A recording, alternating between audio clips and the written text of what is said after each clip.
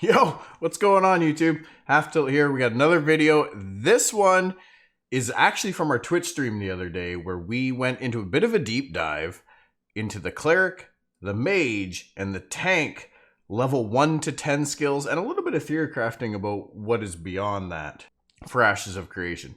There was also a few other tangents in there, and chat actually broke me at one point where I just couldn't even words. So sit back and enjoy. It's a long one, but I promise you're going to enjoy it.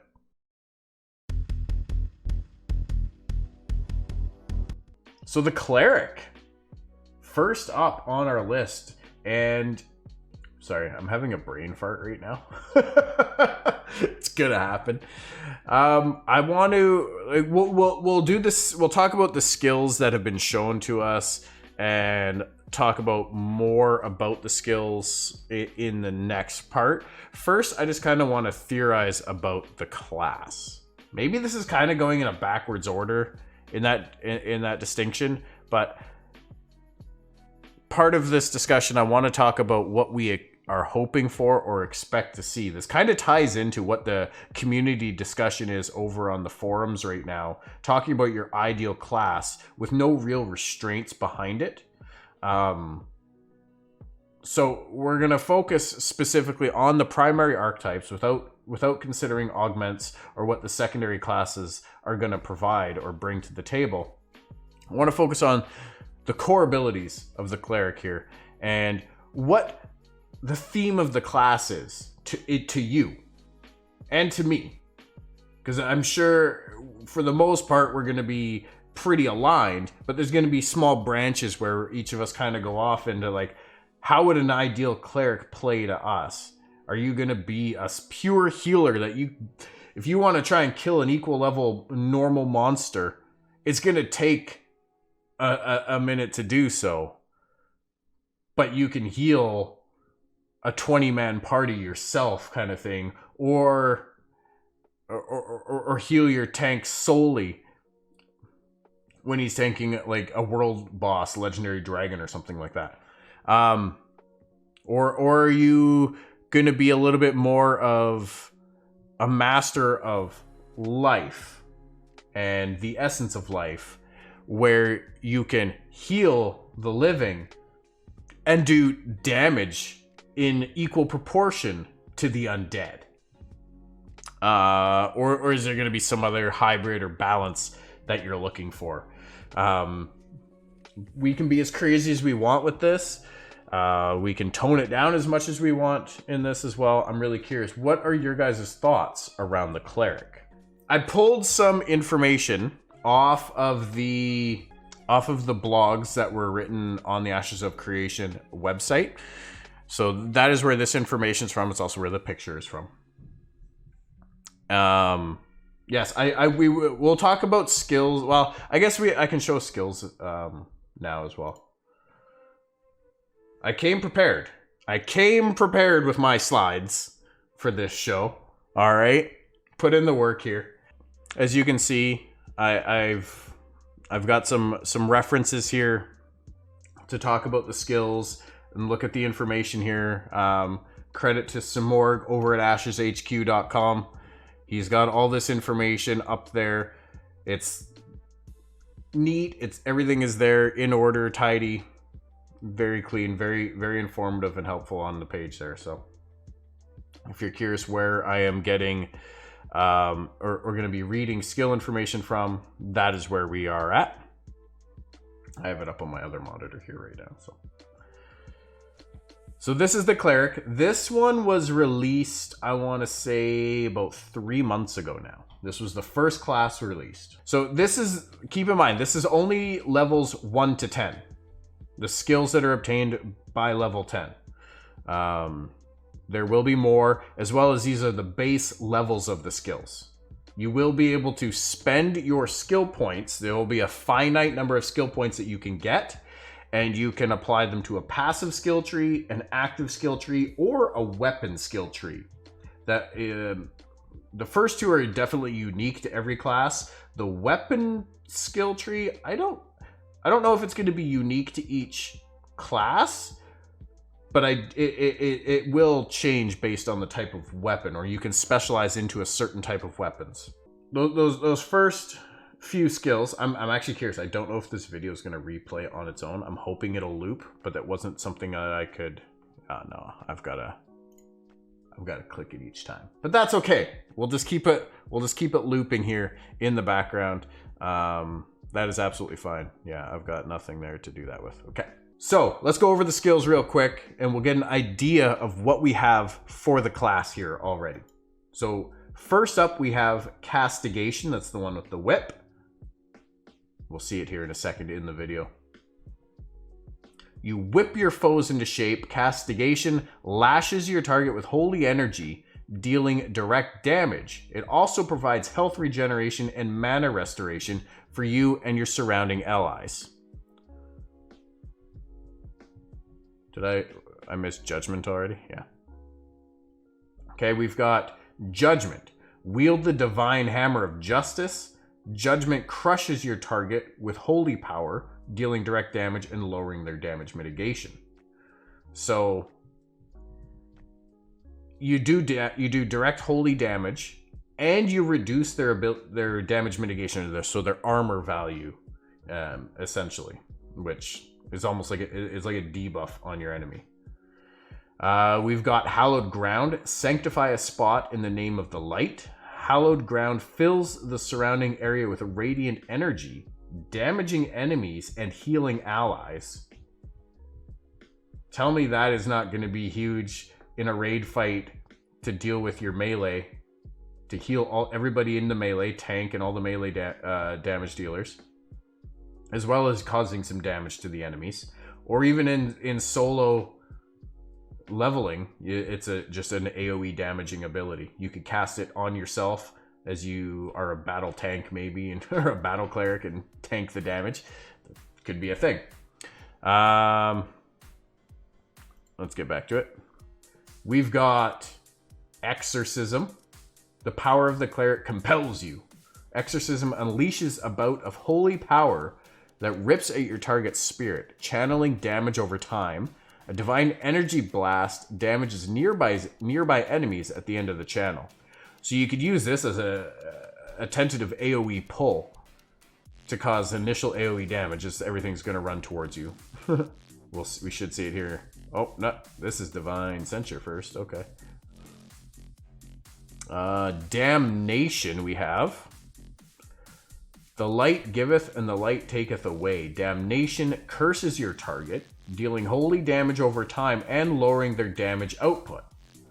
Increasing this power also snares your target and extends its reach to enemies surrounding them. So some of these skills, we do have an idea of what they are going to offer when you spec into them, when you put skill points into them to enhance them. Now, the idea is you will be able to choose to either really focus on a few skills and evolve them to their maximum level, or you will be able to acquire all of the active skill, well, not all of, but a large majority of the skills within the active skill tree, or passive, whichever way you decide to go. What was that? It was Damnation. We got Devotion. Give the gift of life. Devotion is a swift act that heals your target, adding a heal over time and a small area of healing around them as this power grows. Divine Censure, the spear. Take aim and strike true. Divine Censure launches a radiant spear at your target, dealing damage anytime that foe is attacked. The attacker has a chance to get healed. Now that's pretty cool. Benediction. Blessings are better when they're shared. Benediction creates a chain of healing among your enemies, increasing the number it affects as you grow stronger. And then finally, Resurrection. Where others may see a fallen friend, a cleric sees a divine opportunity. Resurrection brings back an ally from the grasp of death. And you can see all these skills here in the preview. So these are all the skills that you get by level 10. You've got quick heals, you've got chain heals. You've got an AoE template. I'm gonna call it when you place it on the ground at a specific or user defined location, a template. You've got template heals. You've got resurrection. You've got a debuff you can put on an enemy to increase its damage. You've got a debuff you can put on an enemy to reduce its damage output. And you've got a debuff you can put on an enemy that gives your party members or anyone else who's attacking it a chance to get healed when they hit it. You can add curses that deal damage over time. It feels pretty damn well-rounded for a healer, for a solo leveler, for PvP. I feel like it's pretty well-rounded to start off. And I really like the direction this is going with the Cleric. It's not just going to be this useless heal bot that if it's not in a group, it can't do anything. It's not fun to play solo out in the open world. Being that Ashes is open world PvP at all times, there is always going to be an element of risk to being out in the world farming. I'm sure we won't see a lot of griefing or an excessive amount of griefing. I'm sure we will see, if you're farming a node, anybody who has any honor or respect or doesn't want to really tarnish their name on the server or in that node or area especially is probably going to say, hey, can you let me know when you're done with that? Or maybe they'll challenge you, be like, all right, let's duel for this, for the farming rights to this node. If I win, you leave. If you win, I won't bug you till you're done, or I won't come back. Let me know when you're done and I'll come back then if I'm still on. And then you duel. I personally, I think that'll probably be my approach because it'll be fun. If they refuse to duel me and they're just like, no, go away. If I think I can take them, then I might kill them. But then that also means potentially going corrupt. So, you know, yeah, you take it with a grain of salt, I suppose. But the Cleric has not super crazy high damage output on its own, but between its ability to heal itself, to be able to stand in a spot on in a given area where they're going to heal themselves while doing damage to you. They can put a curse on you. They can reduce the amount of damage you're able to do to them, so effectively making their heals more powerful or more meaningful. I feel like the Cleric by level 10 is very well rounded. Now, we have to think about the fact that you're going to be able to wear whatever armor type you want in this game. You're not pigeonholed to wearing cloth as a Cleric. You can wear leather, you can wear mail or plate or whatever armor types are available in the game, but you could be a plate wearing Cleric. You can use whatever weapons you want. You could run around with a big two-handed broadsword and just slice and dice people up. And you could spend your skill points to specialize into that sword. We don't know what the passive abilities are going to look like either. And, you know, we also don't know for sure right now if you're going to get skill points at every single level. Like when I hit level 2, 3, 4, 5, 6, 7, are you going to get one skill point at every level? Meaning you're going to have 49 skill points, or maybe you even get one at level 1 when you first start. You get 50 skill points because you got 50 levels, and that's how you divvy them up. Or are they going to be every other level? Do they start at level 10 like in WoW? We'll have to wait and see. They have said that you will not be able to maximize any given skill tree, which means either the skill trees are going to be fairly large or skill points are going to be rather finite. When I think of the Cleric, my ideal Cleric, if I'm going to have fun and enjoy playing it, if it's going to fulfill its fantasy role, it needs to be an amazing healer. It needs to probably be the strongest healing class in the game. Because that's the role it is. But it needs to also be able to be effective in solo play. For the leveling experience, you need to be able to do damage with not an insane amount of downtime between kills and between engagements, assuming you're fighting monsters of equal or slightly lower level. because we know that there will not be level dampening or skill dampening in Ashes, meaning if you're what is it? Let's say Divine Censure is going to do 100 damage to your opponent at your level. It's going to do 100 damage to a level 10. If you're level 10, it's going to do 100 damage to a level 50. Even if you're level 10 still. There's no dampening there. I forget where I was going with that now. Fuck. Help me out here. Where was I going with that tangent? But so it needs to be able to do effective single target and AoE damage for solo leveling, for solo PvP as well. It's got to fulfill that role it has, but it cannot be so overpowered that nobody can kill it because its heals are so strong. I'm really curious how that's actually going to work. You raise a very good point, Nava. And how's it going, Tavern? How you doing tonight, sir? Good to see you, friend. Hope you've been well. But I am actually really curious about that. And the same can be said about if you're a high-level character on low-level monsters, because they have said that you're not going to be able to power level or boost lobies as a high-level player. But at the same time, if there's no damage dampening and things like that, how does that pan out? I'm genuinely curious. That is a really good question, because their planned time to kill, and I'm assuming this is of two characters of equal level and gear, is I think wanted to be like 30 seconds to a minute. On the flip side to that, if there's no damage dampening, what about extra spell power to increase heals and damage? We're gonna have to wait and see if that is a thing that is gonna be on gear.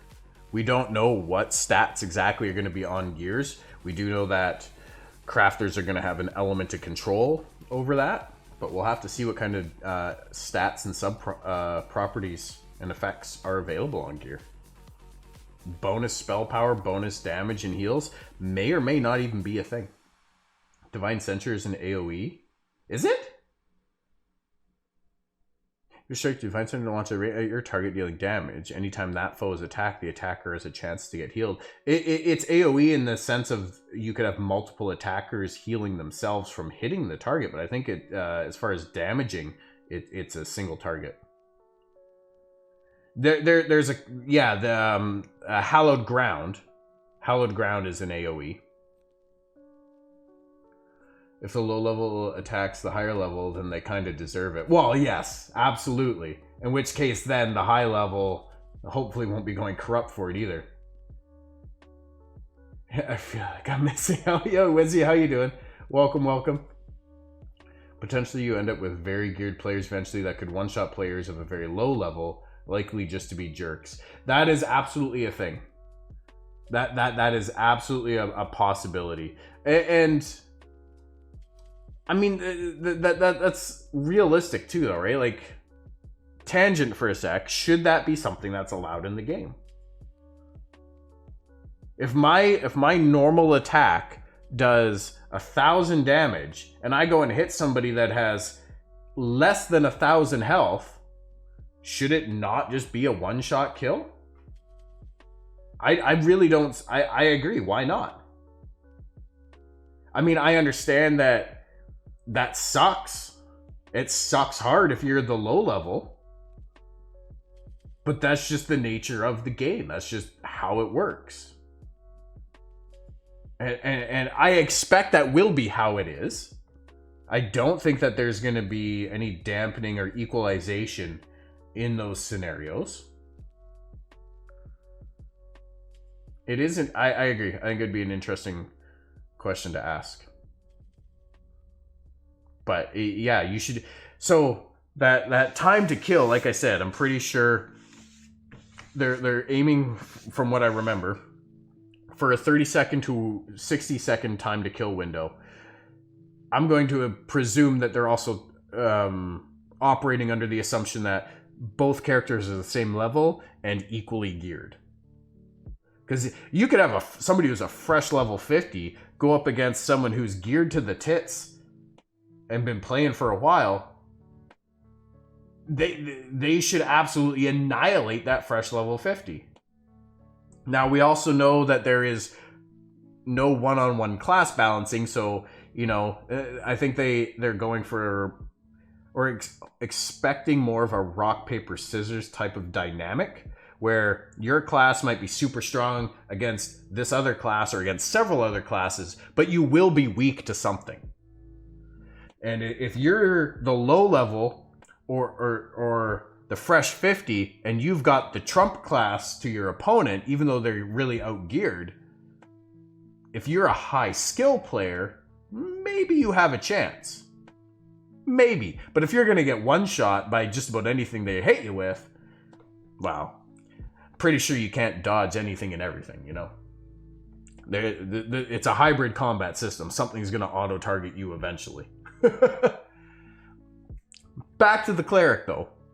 Like, I feel like we're going in a good direction. So, before we get into some of the questions I have here on the screen, I want to ask, what do you still hope to see skill-wise? Where is there a gap? What is missing? Okay, we've got Castigation, which gives you health regeneration and mana regeneration, not just for you, but your surrounded allies too. So if you've got other healers around you or other casters around you, you can hit the enemy with this whip. And now I'm curious if... I'm sorry, I'm going to go on a lot of tangents on this. It's what I do. If you guys haven't figured that part out already, I apologize. Is that... You're obviously going to have to be within fairly close range to the target in order to use this. But when you do it, does it put a buff on yourself so that you can then move back to range into safety and still have that regen aura about you to affect the other ranged? Or is it going to be something that if you move, or is it going to be such a short duration?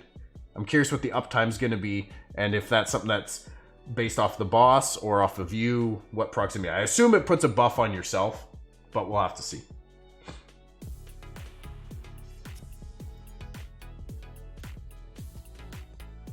Yo! Sim with the host! My guy! I appreciate that, sir. Thank you so much. Thank you. And Sim with the follow. Welcome to the Tilted Paradise, my friend. Good to see you. Hope everybody had a good rest of Sim stream. Yes. I appreciate the raid very much, sir. Very, very much. Thank you so much. Traveler. Stretches, thank you for the follow. Welcome everybody. Hope you guys enjoyed the rest of Sim stream. I was there and I'm actually still lurking right now, but that's fine. Mur, Adam, King Yusi, all of you. Thank you guys all. I appreciate that. Mel, welcome. Thank you for the follow. Hello everybody. So, we're just in the midst of talking about Greetings, traveler. the Cleric right now. First one, Snoop Loops, Dread Katak, Ventharian. Thank you guys. Thank you. Appreciate all the support. Greetings, traveler. Quizzlemust, hello. Thank you for the follow. Coffee Drinker, welcome. Just gonna give out all the notifications a second to settle down here.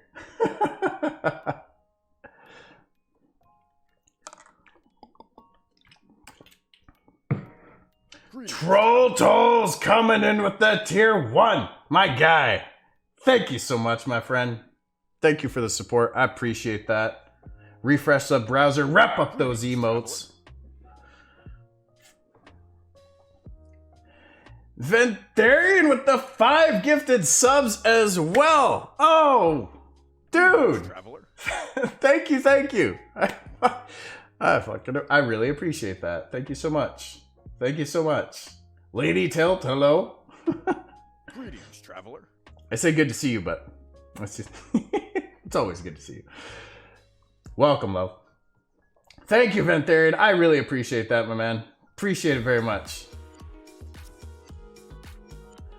Coffee drinker with a 5 as well. Holy, you guys, you're gonna make me turn red like the lights in my room here. Thank you so much, Coffee drinker, for the 5 gifted subs as well. I really appreciate that. Dread Katat coming in for the tier 3. What? You are officially my first tier 3 sub, dude. Thank you, Dread. Oh man, I really appreciate you guys. We got a level 5 hype train. What is this? What is this?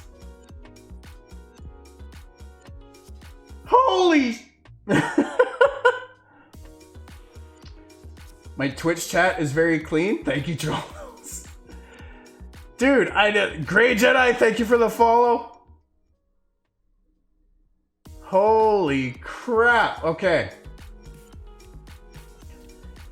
Everybody who just got a gifted sub, make sure you thank your gifter. Refresh your browsers, rep up those emotes, you guys. Let's go. Let's go. Say Monty, thank you for the follow as well. Holy I don't even know what to do right now. Choo choo, people's Ventarian. Thank you so much, my guy. Coffee. Naba coming in with 5 as well. What the f is going on?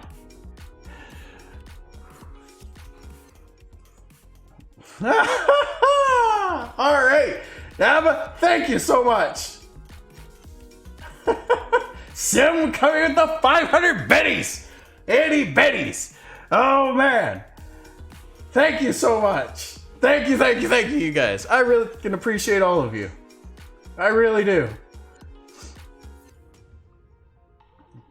The love is real. The love is real. You've never heard me like that? Really? Yes, with kindness. With kindness. Greetings, traveler. Oh, man. It's gonna be a hot minute before these alerts are done. Wow. Okay. Wait. Is my sub GIF is broken? Damn it. Alright, I'm gonna have to fix that one of these days. Oh well. Traveler. We'll get there. We'll get there. I'll get back to it one of these days. Things I've forgotten about. Whew. Well, now that you all know how I'm doing tonight, how are you? I really appreciate all of you guys right now. Like, holy shit. This is crazy.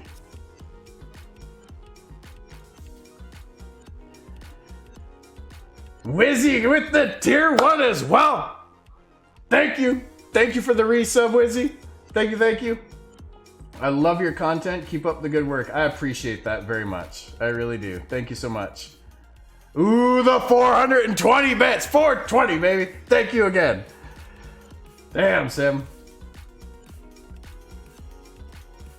I think I've only ever had like 1 or 2 hype trains since I started streaming.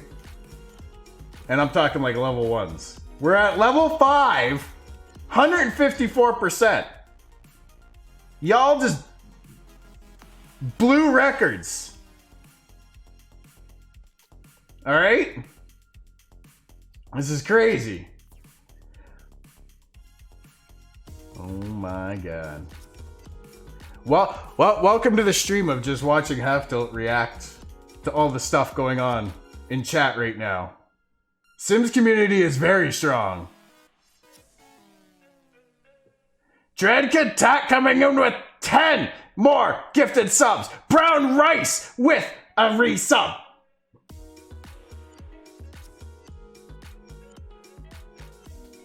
For 6 months! I didn't even know that was a thing. Sorry kids, you ain't sleeping tonight. Tilty's getting loud. Jeebus. Thank you all. This is insane. This is insane. Yes. Make sure you guys all thank everyone Thank everyone for your gifted subs. If you received one tonight, I really appreciate all of you. I really do. Wizzy redeeming the character creation video for a second time. All right. Who are we doing this time? Asibel, though I'll have some demanded points around Avenida. All right. All right. That works for me. That works for me. I will, you connect with me. We'll connect in Discord, and I'll get the details off you, and we'll get rolling on that one. We'll get rolling on that one. I'm just gonna play this in the background while we're here. But holy crap, holy. This is insane. All right.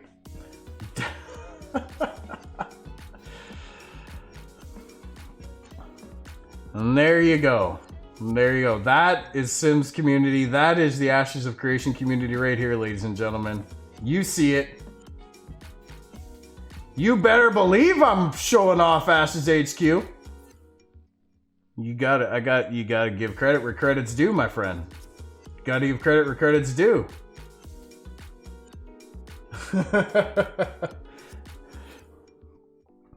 That's where I'm reading all my skills off of right now while we're going over stuff. If you guys aren't on Ashes HQ already, make sure you get over there. Thank you so much, Sim. I really appreciate you, buddy. Thank you so much. Discovered you and Sim today. Y'all are legit entertaining. I'm happy we can do that, Snoop. That makes me very happy to hear. I mean, that is kind of... If we're not being entertaining, then we're not doing this right. Let's be real. I mean, I know I do stream a lot of WoW Classic, and I'm probably just sitting there being a bump on a log and running my mouth like usual, but... I mean, let's be real. That's just biding time while we go over Ashes. And this has been in the works now for a little bit to put some content together around this. So at this rate, this is going to take a little bit, brother. This is going to take a little bit to get through. Might not all happen tonight. We might be doing this again real soon. Now that you guys have all completely blown my mind, where were we? Also, how good would that deer look on the wall of your freehold or in your tavern as you serve up those delicious elk burgers? Sorry for any of the vegetarians out there. Look better in my living room. Fair enough. I look better in my freezer, my friend. So we're talking about the Cleric right now. We just kind of went over the level 1 to 10 skills that you can see here in the video. I'm sure if you guys haven't seen it already, this was released about 3 months ago. The level 1 to 10 Alpha 1 preview. So, and rank 1, by the way. So we're talking a bit about the ideal Cleric. In your mind, what does an ideal Cleric look like to you? And how the level 1 to 10 preview, is that building into that vision of what you have for the Cleric? So I'm really curious. What do you think? What's your ideal Cleric, chat? What do you guys want to see from this class? Do you want it to just be a pure healer that kind of relies on group play in order to do much of anything in terms of your adventuring class, to put it in Steven's terms? Or do you think of it as more of like a battle Cleric that can do all the things decently well, but is very, very good at healing? Its mana giving ability is neat. I think it should be more of a mage type skill. Not to spoiler alert. The mage does have that ability. Think of it more of the mage's ability is more of an innervate, whereas castigation feels more of like what a shadow priest does in TBC. If we're gonna make a WoW reference, I would make other game references too, but my knowledge isn't that good on the other ones. But I'm just being honest. So it gives it a little bit more viability that way as not just a pure healer, but a support class as well. So, because it's not, it depending on your group's comp and what you're fighting, you might not have to be sitting there just spamming heals. There's going to be other things that you can bring and provide. Things that in a 40-man raid, you're going to want to have, or in node and castle sieges, caravan sieges, where you're going to have multiple clerics, you can have different specializations within your groups, within your guild, to bring different styles of support, different types of support to the group. The 1 to 10 are nice, deal some damage, heal, maybe change to a leech life damage over time. I feel, Brown Rice, that we're going to see a little bit more of that as you spec into these active skills. I've only ever played a healer in Warhammer Online, so it's by no means my main, but I always liked AoE healing from the backlines. Being able to provide just that localized group support. Now, do you differentiate AoE healing as a template type effect that goes on a spot on the ground where you have to be in that spot in order to receive the healing? Or more of like a chain heal that ricochets between proximity-based party members? I need about 15% to 20% ability to do damage. The rest of me has to be focused on heals and sustain. Fair. A battle healer is what I see a cleric being instead of something like a priest, which would probably be a main healer, and that's it. I agree. And honestly, I really like that. I've played healers before in WoW, and the singular role of it, it sounds cliche to say it was boring when you play a DPS and they're basically a singular role too, but it did seem to get old quick, because it's not all the mechanics affect you of the fight, so you're paying more attention to just keeping people alive than you are to keeping yourself alive while still keeping up on the damage. Nice emotes, choo-choo. I like that they have shown some combat skills with the cleric already. And I think it's really, really important that those combat skills are accessible early, because it gives solo leveling strong viability. It gives you incentive to want to play that class. If you're not coming into an MMO with other people you know, or in a guild already with other people to play with on a regular basis, you might shy away from classes that suck to solo level. And by giving the cleric reasonably good damage abilities, no, it should not do as good a damage as a pure damage dealing class. But it should still be able to kill things of its level fairly easily. That's what I am hoping for in the long run. I agree. I want cleric to feel comfortable getting near the thick of it if need be, but having utility and support to offer anywhere. And this is where having the agency to pick whatever armor you want. I wish I could put this thing on a loop while it's embedded in here. I don't know how to do that. Google Slides. Having the agency to wear whatever armor type you want. Plate, leather, mail, cloth, Kevlar. I don't know what other types we're going to have in the game, but you could be a plate-wearing cleric running around with a two-handed broadsword, like I was saying earlier. That could be your class. You could spec into that two-handed sword instead of your cleric abilities if you wanted to do that crazy damage, and then when you get higher level, respec yourself when you're going to focus more on group play, maybe. Tough to pick between the two, but I do sort of like when I heal one person and group members within a small area also get healed, so I can provide main healing to a tank while also keeping group members topped up. So this is where it's really nice to have like the hallowed ground ability, right? So it's not a channeled ability. It's a template that you cast on the ground where it damages any enemies within its inside of the template, and it heals any allies in there as well. Then you can continue to do other stuff. You can cast your castigation. You can throw out your divine censure. You still have your chain heal with benediction and various other either damaging or healing abilities or debuffs that you can put on. the enemy. So it gives you...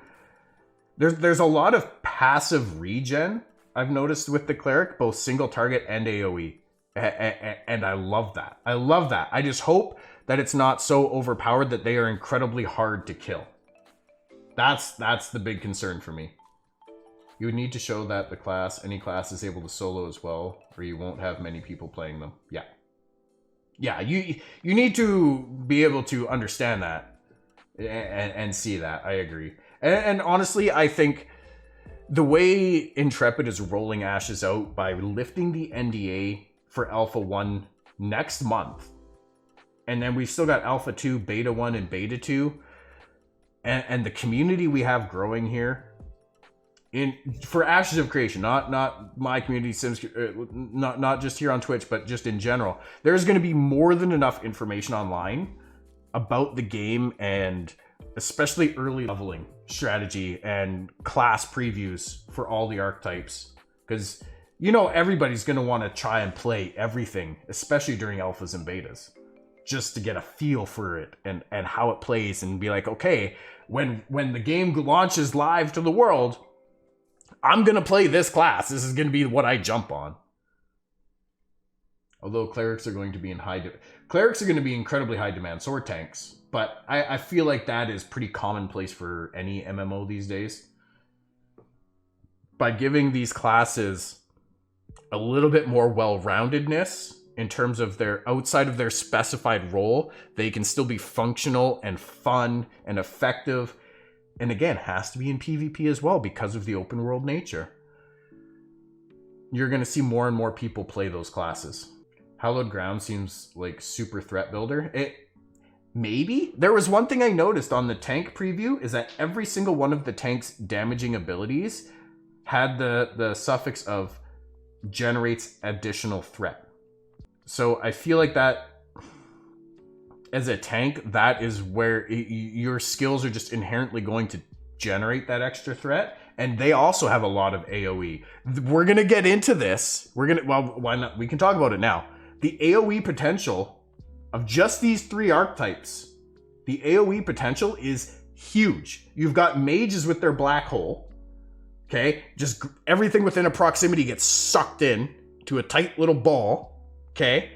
The tank runs in and does any one of his, 3 AoE damaging threat generating abilities.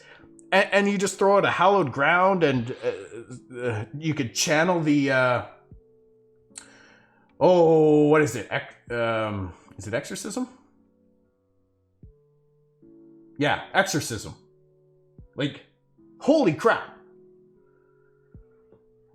That's going to be huge. It's going to be absolutely huge. The AoE leveling and grinding potential that starts early level, if you've got 3 people, you're going to be able to just go nuts.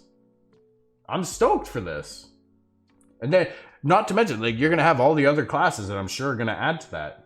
You may find those past level 10 or with using a specific archetype. I think we're going to see, probably... I expect some more healing focused type abilities. You're probably going to see a slower cast, larger heal, and maybe a few other flavors of heals coming out.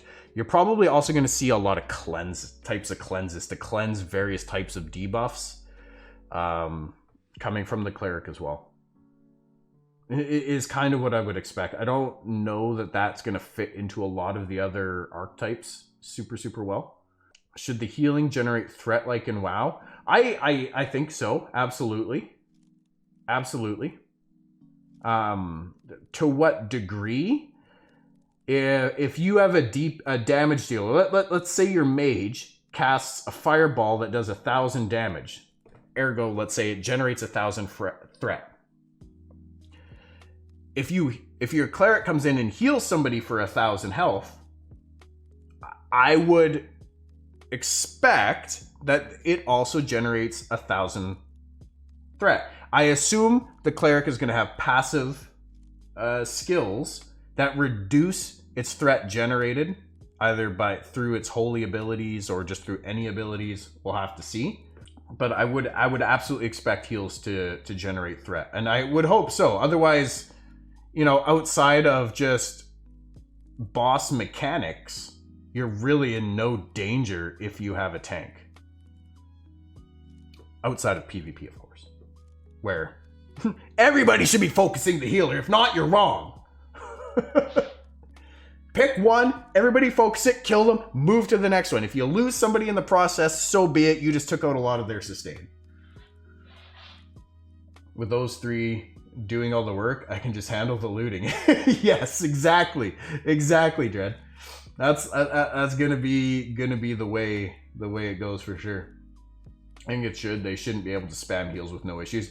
There has to be repercussions, right? If you're gonna pre-heal your tank with a heal over time ability, and your tank runs in there, and your heal and your hot ticks just as that mob gets the tank gets the mob's attention, yeah, that thing should turn and start running towards the healer for sure. Possibly with the heal threat, but it all depends on encounter dynamics. The tanks may need the threat abilities due to threat wipes. I would expect to see certain types of things like threat wipes, just dropping the threat table and going into Berserker and have to get it back. We're probably going to see untauntable bosses, which, yeah, we're not on the tank yet, but taunt is something that's missing on the tank's early skill set, but it doesn't seem that necessary for a level 10. Probably augments for threat reduction and such. That's very likely. But where would those augments come from? Possibly a social organization? I don't think you'll see that as a secondary skill or a secondary character augment. Well, I don't know. Maybe the Bard could offer some type of threat reduction. We'll have to see. The tank skills to level 10 doesn't include a taunt, which makes you wonder if there will be any. If not, it seems to me that Intrepid wants to force heals and DPS to learn to really manage aggro and depend on the tank to have an oh shit button. I honestly, I could see Intrepid not putting a taunt in for exactly that reason. When you don't have a threat meter, that becomes a very tough thing to engage. And in that scenario as well, do you want to have threat wipes where everybody has to stop doing everything unless the healer absolutely has to cast a heal or someone's going to die? And then you have to rely on the tank to get back. Now, the tank does have ranged and gap closing abilities, which I think is going to be great in PvP, to be honest. Level 1 to 10, he already has, I think it was 3 abilities where he could either close the gap by pulling the enemy towards him, or by launching himself out of an air cannon at the target, which I absolutely can love that ability. I don't even know that I'd want to augment that ability because I wouldn't want to lose that sound effect and animation. Like, it sounds like the damn thing just broke the sound barrier. You ever see a fighter jet go overhead and you just hear that loud boom because it's going so damn fast? That's basically what it sounded like to me. When I tank, I love tank swap bosses, but I'd love to watch people have to learn manage aggro. If there was some kind of tell in the game, and I don't mean a meter. I very much support Intrepid's stance on not having a meter. I have my meter up in WoW. And if you guys watch me raid, I'm pretty sure that you know I don't watch it.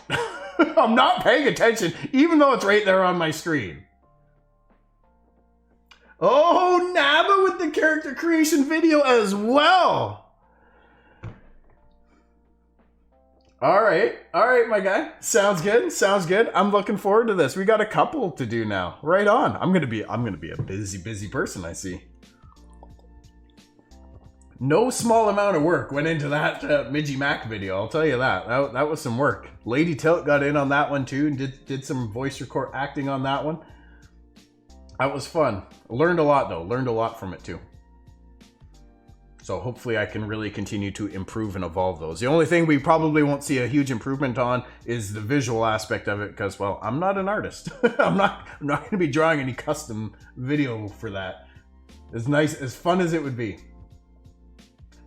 So, all right, Naba, I will connect with you as well afterwards, and we will go over that. All right, back at it.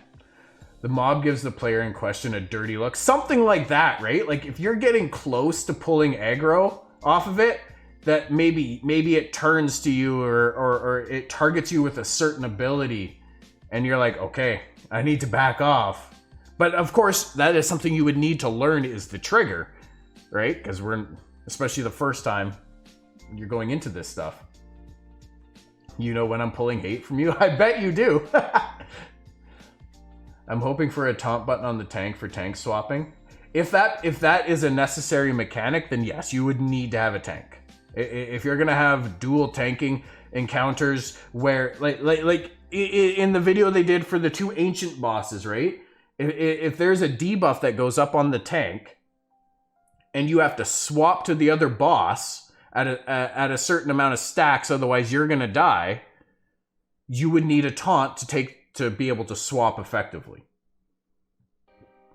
So otherwise, you know, and that would be a fun thing, right? Like the boss builds up stacks on you, you have to swap to its partner boss, and then when that boss starts attacking you, it's taking damage to itself based on how much of the debuff you've built up. So it incentivizes you to try and stay on the boss as long as you can, but you're taking increased damage if you stay too long. That would actually be really cool. So it depends on the type of fight mechanics in the game when it comes to a taunt button here. Let's switch over to the tank. All right, Snoop. Thank you so much for hanging out. I really appreciate you. And we'll catch you again soon. We'll skip past the mage for a sec here, and we'll jump on over to the tank. I have 100k points, gotta spend them on, I guess so, huh?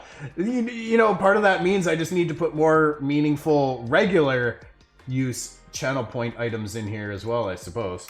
Oh yeah, I forgot to throw that out there. I clicked the button, but I didn't hit enter, I guess. My video will be on hold for a few months, just wanted to highlight the option for the newcomers. Oh, thank you, Izzy, I appreciate that. I mean, shoot me the info and we can get working on it at any time. That's fine by me. No Bob Ross. No, definitely no Bob Rossing this. They could have a taunt but not have it work for bosses or other large creatures. Yeah, they could do it just for like normal monsters, I suppose. That would be really cool. But I'm impartial on taunt being a necessity. I love the javelin, by the way. The tank abilities, man. And notice, sorry, again, I'm tangenting. This is what I do. Not all of the tank abilities have him using a shield. And this is something that was said, is that there's going to be, I think, 3 different types of tank that you will be able to play. You'll be able to play the sword and board type tank, the traditional. You'll be able to play more of an evasion type tank, I believe, as well. And I forget what the third one was, to be honest. How its mitigation worked, but hey, he was fighting the bird folk. Aha! Cool. So I'm impartial on the taunt. It depends on the mechanics that we see in combat. If there's necessities to be swapping tanks around on bosses, then yes, you would need a taunt. But having said that, if you come across an encounter that feels like that's a necessity to be swapping tanks, but there is no taunt, either you need to, and this is going to be really hard without any meter indication, have your 2 tanks be the top 2 on threat and just kind of compete, I guess, for threat, and have your healers just be aware of who the boss is targeting and doing damage to. Or there's going to be other mechanics or environmental means of completing the encounter. And the obvious, hey, I just want to swap tanks to get rid of this debuff, maybe that isn't the way to actually do it. Maybe there's somewhere you need to go stand, something you need to interact with, or somebody needs to cast something or do something to you to help you either mitigate or drop that debuff. Acebel's, am I saying that right? Acebel? Azabel?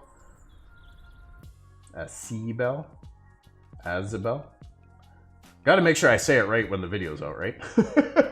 Maybe lore lock, depending on what we might be able to learn about Avenita. You have to have the second tank unload on the boss while everyone else just does nothing for a bit. Could be, right? Everyone just go to the side, heal yourselves through whatever consumables you may have at your disposal, regen, whatever it is, and the other tank tries to build up threat. But in that time, like this has to happen ahead of time, because unless there's a threat wipe of some sort, the main tank's still going to have that focus. So now that secondary tank has to surpass. Busting the mold is what makes this so exciting. We may not need taunts at all. I really, really hope. Yes, we're sticking into that Trinity system of tank DPS heals. And it's, we might have certain encounters where that is not relevant and there's a different approach to it that's far more mechanical in terms of dealing damage to the boss or defeating the encounter, if you will. Doesn't even necessarily have to be a boss. And I hope we see a lot of that too.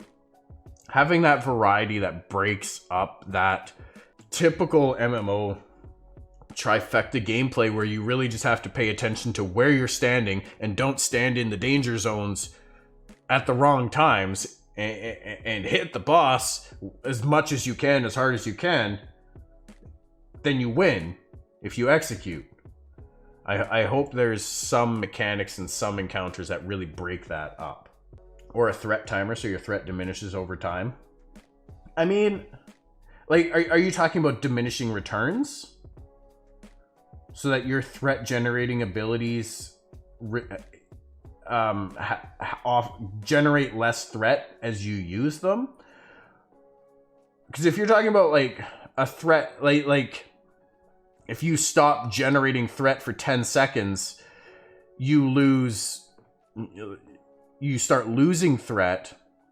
I guess that would accelerate the natural progression of everyone else generating threat while you stop generating. Because that's gonna happen inherently as long as the rest of the group keeps doing things. If your DPS still keeps doing damage, if your healers still keep healing, they are inherently going to keep generating threat. So if you stop generating, they will catch up to you. But if you put a timer in where if you stop generating, say for 5 seconds or 2 seconds or whatever seems reasonable, while you're still sitting there getting smacked in the face, I turned passive. I'm not going to hit you back. Right in the middle of battle, just poof, epiphany. It would speed that up and make that mechanic a little bit more effective, I suppose, and being able to time it. But I feel like in a way it is almost a little redundant. Don't remember what game, but I have had to swap that way, and it is a pain. There is absolutely that is absolutely a thing. Quasi, I think WoW has a few encounters like that too, where bosses aren't tauntable, but you do need to be able to. Hakar in Zul'Gurub, that we've been running a lot of on stream lately, does the same thing. Naba knows very well. He is our main tank. And that guy, he's not tauntable. And there are moments when he will basically mind control you as the main tank. Whoever's highest on threat, he mind controls and sends them running off into the group to start causing mayhem. So while he's off being mind controlled, you need to have somebody else, an appropriate tank, be able to pick up the boss. So they have to maintain order on threat. I hit him on with onslaught, generate 100 threat. After 3 seconds or something, my threat starts to go down. So your currently generated threat starts to deteriorate. So yeah, it would accelerate the natural order of threat generation or as a group on the boss, so that you could be overlapped quicker and easier. Yeah, you need to keep generating threat. Okay. Like, I wouldn't be overly surprised if that was a thing. That would be a really cool mechanic, I think, because think about it this way. If you're getting beat up by a few people, you're probably going to want to take out the person that's either really quick and easy, or who's the biggest threat to you. Threat generator, right? If that person suddenly stops doing what they were doing and is not currently a threat to you, you're probably not going to go after them anyway. You're going to defend yourself against the next biggest threat, the next most immediate threat. So it would make sense from like a realism perspective that if you're not, thank you, Flemmy, if you're not generating threat, that your inherent threat to that boss or monster would go down because you're not doing anything.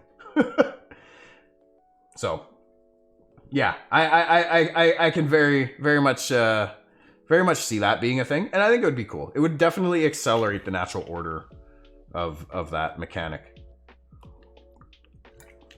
Not to mention, it forces you to have good resource management and be constantly auto attacking, because you will not auto attack. There is no auto attack currently planned for Ashes. If you want to do your base attack, if you will, you have to push the button to do so. There's chain casting high intensity damage to a boss that I'm tanking against threat. She would just have to stop DPS or change what she's doing from boss to party utility to drop her threat amount. Party utility might still generate threat. It'll be interesting to see if support abilities, such as what the Bard is likely going to be offering, that aren't heals, will generate threat. If you're casting buffs and debuffs out, but you're not doing damage or heals to anybody, should that still generate threat? I mean, it's very likely. I would hope it does, but it's probably going to be on a much smaller scale than everything else that's going on in the battle. Yeah, doubt it will be as much as if you do something direct to a monster. Absolutely. All right. So we skipped right over the mage here. We're on the topic of tank now. Let's talk about the tank for a second. I feel like the cleric, we got a pretty good idea of what the cleric is and where we kind of want to see it go. The general consensus I got was that we want to see the cleric be the primary healer. Like, they are going to be the strongest healer in the game. And looking at what the other 7 archetypes are and bring to the table, you would absolutely expect the cleric to be that strongest healer. Not to say the other ones won't be good or effective, but the main archetype cleric should be the strongest healer. But they also need to have that damaging viability as well, so that they can level, so that they can do things when they're not needed to be healing. And create that, they bring a lot of support to the raid for their casters, for their fellow healers.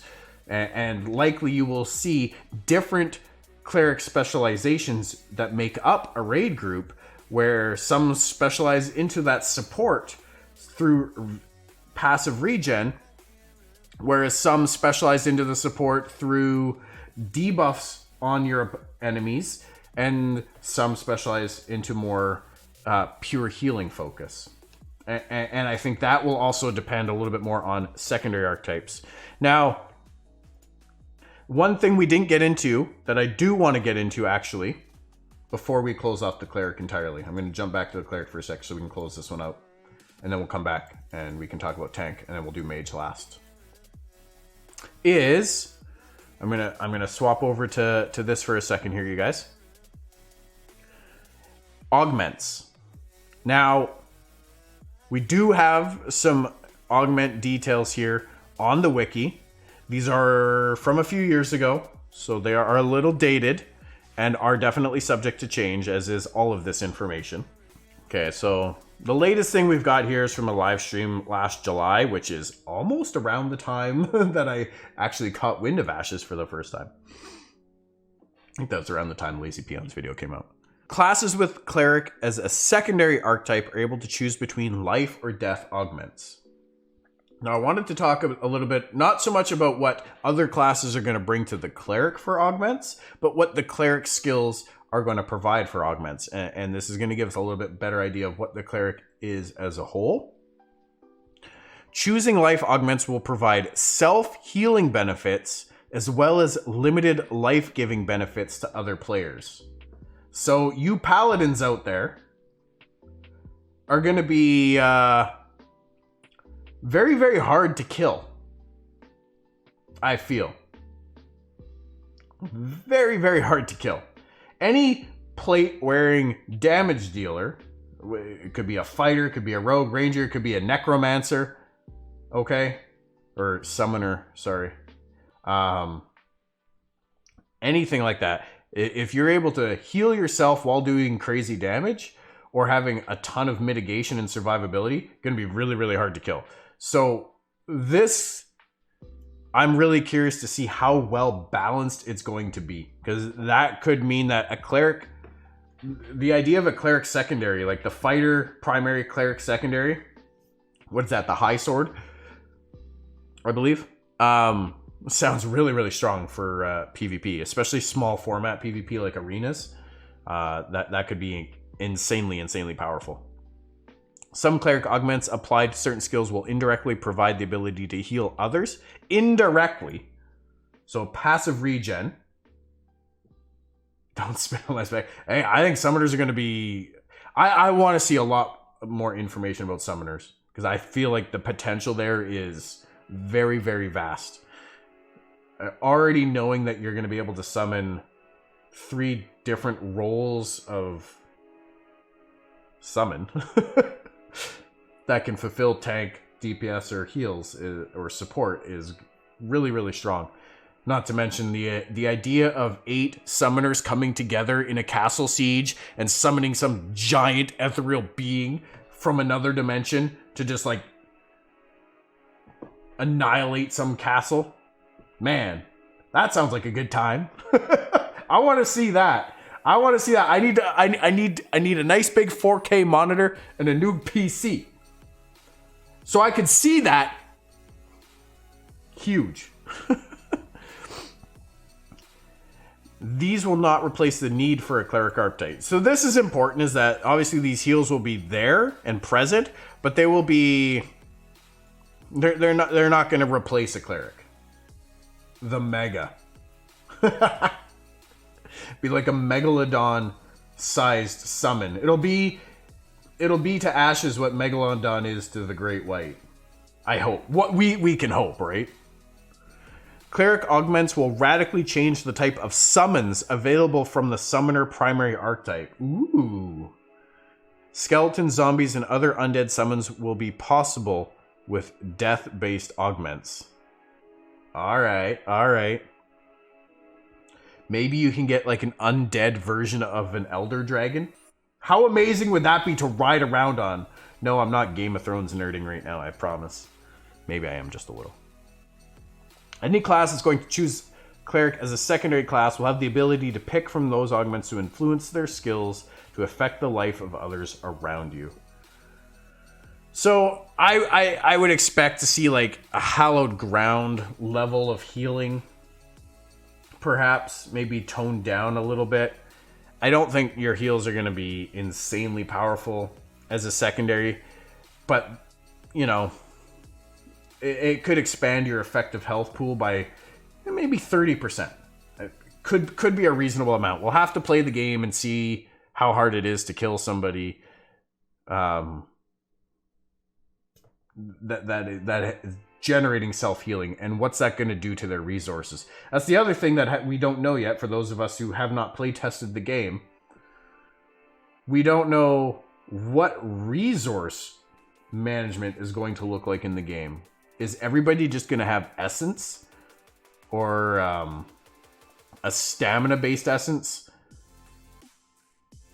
available to them, and that's what their abilities are going to use, and the more you use, the lower it depletes, it regens over time. We'll have to see. Mana is referenced through both the Cleric and the Mage abilities through their mana regen abilities, but we'll have to see how the other classes bring that as well. All right. So that's the Cleric in a nutshell, you guys.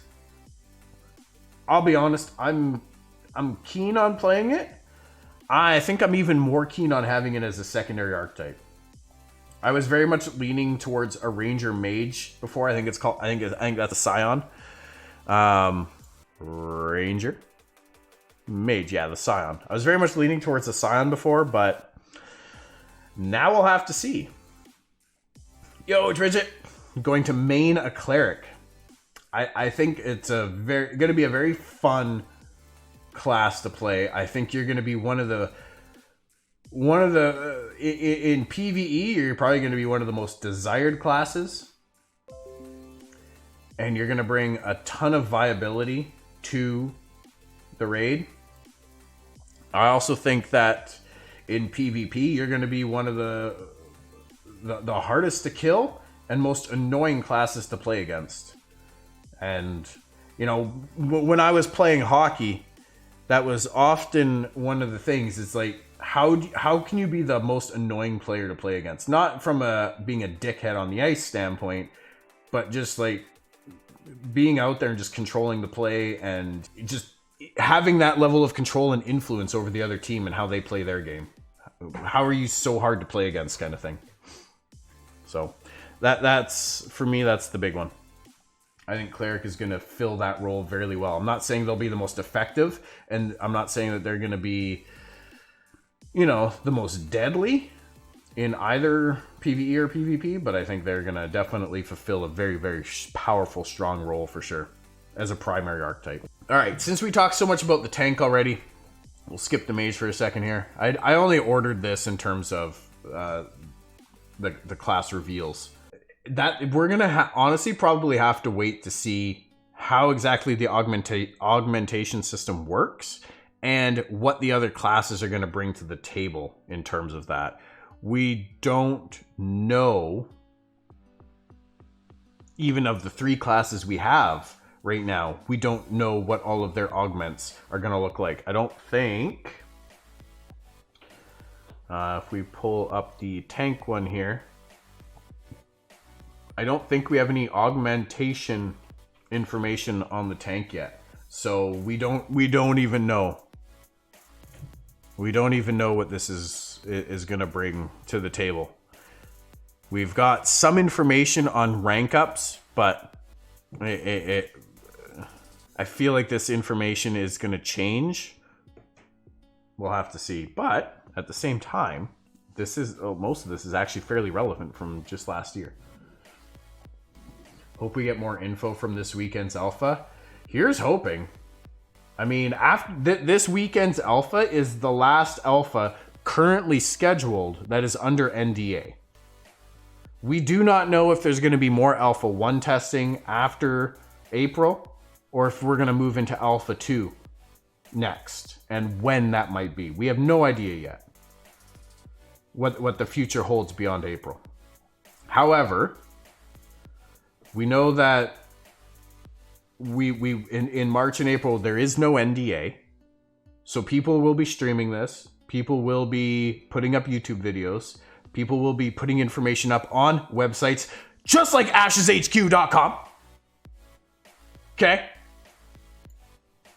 If you're not there, if you're not on this webpage, if you don't have this favorited and bookmarked already, okay, you're wrong. Shameless plug right there. It's not even my plug, but that's cool, because I do hope to be contributing to it. I expect we're going to see a lot more information on class abilities and the available classes within a month's time or so. Having said that, I don't think the Alpha 1 even has secondary specialization yet. I don't think they're on leveling that far, from my understanding right now. So we might not see any more information on secondary augments until we push into Alpha 2. And that's when the crafting system and all that is supposed to come online as well. So, super excited. I'm full tilt tonight. I'm just hyped up and excited. I've been hyped to do this stream all week long. Ask Lady Tilt. I've been working on it. I've been hyped about it, and super stoked. I had a shitty end to my day at work, and I was just looking forward to coming home, hugging my family, and getting into this stream tonight and talking about this, because I'm super excited about this. Alpha 1 will show us that this game is still at least 2 years out. Yeah. Welcome, Jay Swift. Hello. I think we're not going to be seeing this game this year. Like, anybody who thinks we're seeing this game this year is... Yeah, I just don't think that's happening. 2022 seems optimistic. End of 2022 seems optimistic. Having said that, a lot of the systems are coming online now in the small alpha testing area of the world. So those core system mechanics, how the nodes develop and how the zones of influence expand, how the crafting system is going to work, how the gathering system is going to work, how siege systems and caravans and all that are going to work, all those can be built in that small area and then just extrapolated and added to the rest of the world once the art for the rest of the world and the population and the quest nodes and everything like that is populated into the rest of the world. A lot of those core mechanics, you just put them in there and they'll work because they're going to be duplicatable. That's what they were going for behind the whole node system, was having an engine that can run all of that. So that part of it is the primary focus in getting that down while the art team is building the world. But you look at the detail put into the preview area of the world already, that is no small amount of work. Systems aside, I think that just building out the world is at least that far out, especially with Bacon's level of detail, which is also very right. And this is the thing is, I feel like in this day and age, gamers, you come from one of two realms. Either you want it now, I don't care what state it's in, I want it now, and I want it working.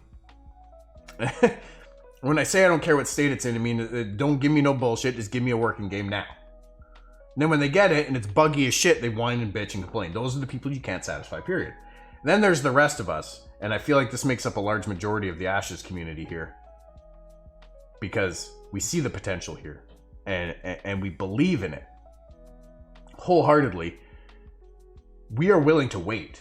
If it takes another two, even 3 years to see this game launch fully, we're okay with that, because we know that it's not going to be rushed and that we're going to get an amazing product at the end.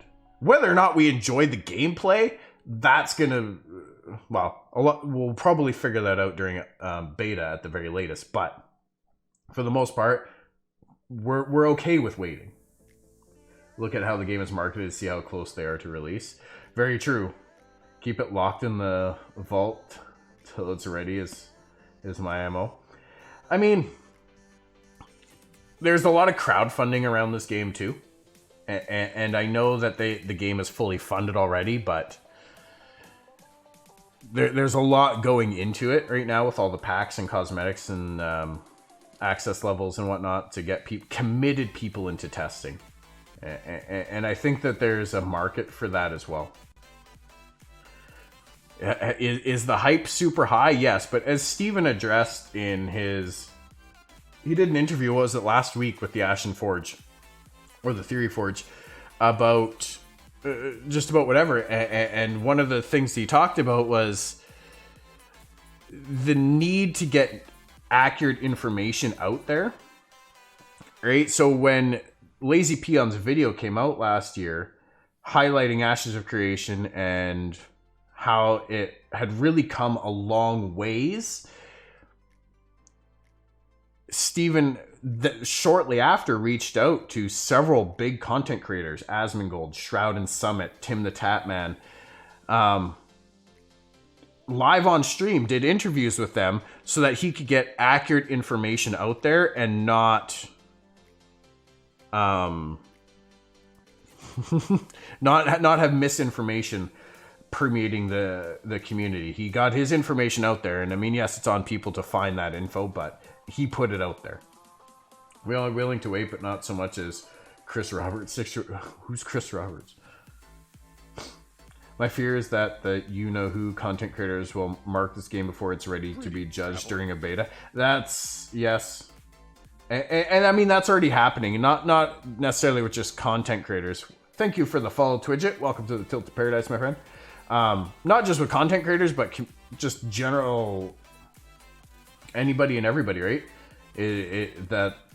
That is already happening. And that's just human nature. That's the way it's going to be. Push beta back until it's ready for stress testing, but all systems and artwork is completed. I think stress testing for servers is something that's what they've been doing with Alpha 1. They even before Alpha 1, they did pre-alpha testing and were stress testing servers. And now they're looking to open up Alpha 1 pre-sales or Alpha 1 pack sales again for access because they've tested the servers out. And now they want to bring more people in to test it further. Gruntag with 500 bits. Thank you, Gruntag. Appreciate you so much, my friend. Thank you. How you doing tonight? Yes, it's happening a lot. You can see a lot of it on the forums, but forums are generally a hostile landscape from my experience. Yeah, I can't recall too many forums, especially gaming forums, that aren't hostile. There's always a few people on there that just go and just breathe negativity into the forum, and it is intoxicating for a lot of people. And I'm all for constructive criticism and feedback about how you feel about the game. But quite frankly, if you think it's a pile of shit and you don't like it, why are you spending your time? Why are you spending your time to tell the world? Nobody gives a shit what you think. You know, if you come into a place, if you go into a restaurant where you've got 100 patrons sitting in there having a good time, enjoying the food, and you walk in there and be like, hey, everybody, I had a really shitty fucking burger here, and I don't think any of you should be here. I don't like this place. You guys should all fucking leave with me. Peace out. People are gonna... You're not going to get a single person to follow you out. So why waste your time and energy, right? Why bother? Move on with your life. But some people just they feel like the world gives a shit about what they have to say, and quite frankly, unless it's positive, people probably don't. They'll hear you, they'll see it, they'll read it. A few people will even try to be the white knight to slime you down, but you're not gonna convince other people who are actively there and engaging in it that it's bad. Ultimately, it doesn't matter, because when stuff does get started, if game is good, people will know. It doesn't matter if it's pre-branded. In the end, when it comes out, however it plays, that information will be the latest news to spread on the game that people will see, and preconceived notions may or may not inhibit somebody from coming to check out the new information. But anybody who's actually looking for another good game, if they're not actively engaged in one currently, regardless of their preconceived notions, are going to come and check it out. Because it's curious. It's the what if. And at $15, for $15 to come and try it out, and that's Steven's whole point with that is the barrier of entry is so low, because there's no box cost, that you can come and try it out for a month. And I wouldn't be surprised to see if you can create an account for free. Speaking of which, if you haven't created an Astro Creation account, my referral link's down below. That you can probably level up to level 10 or maybe even level 20 for free.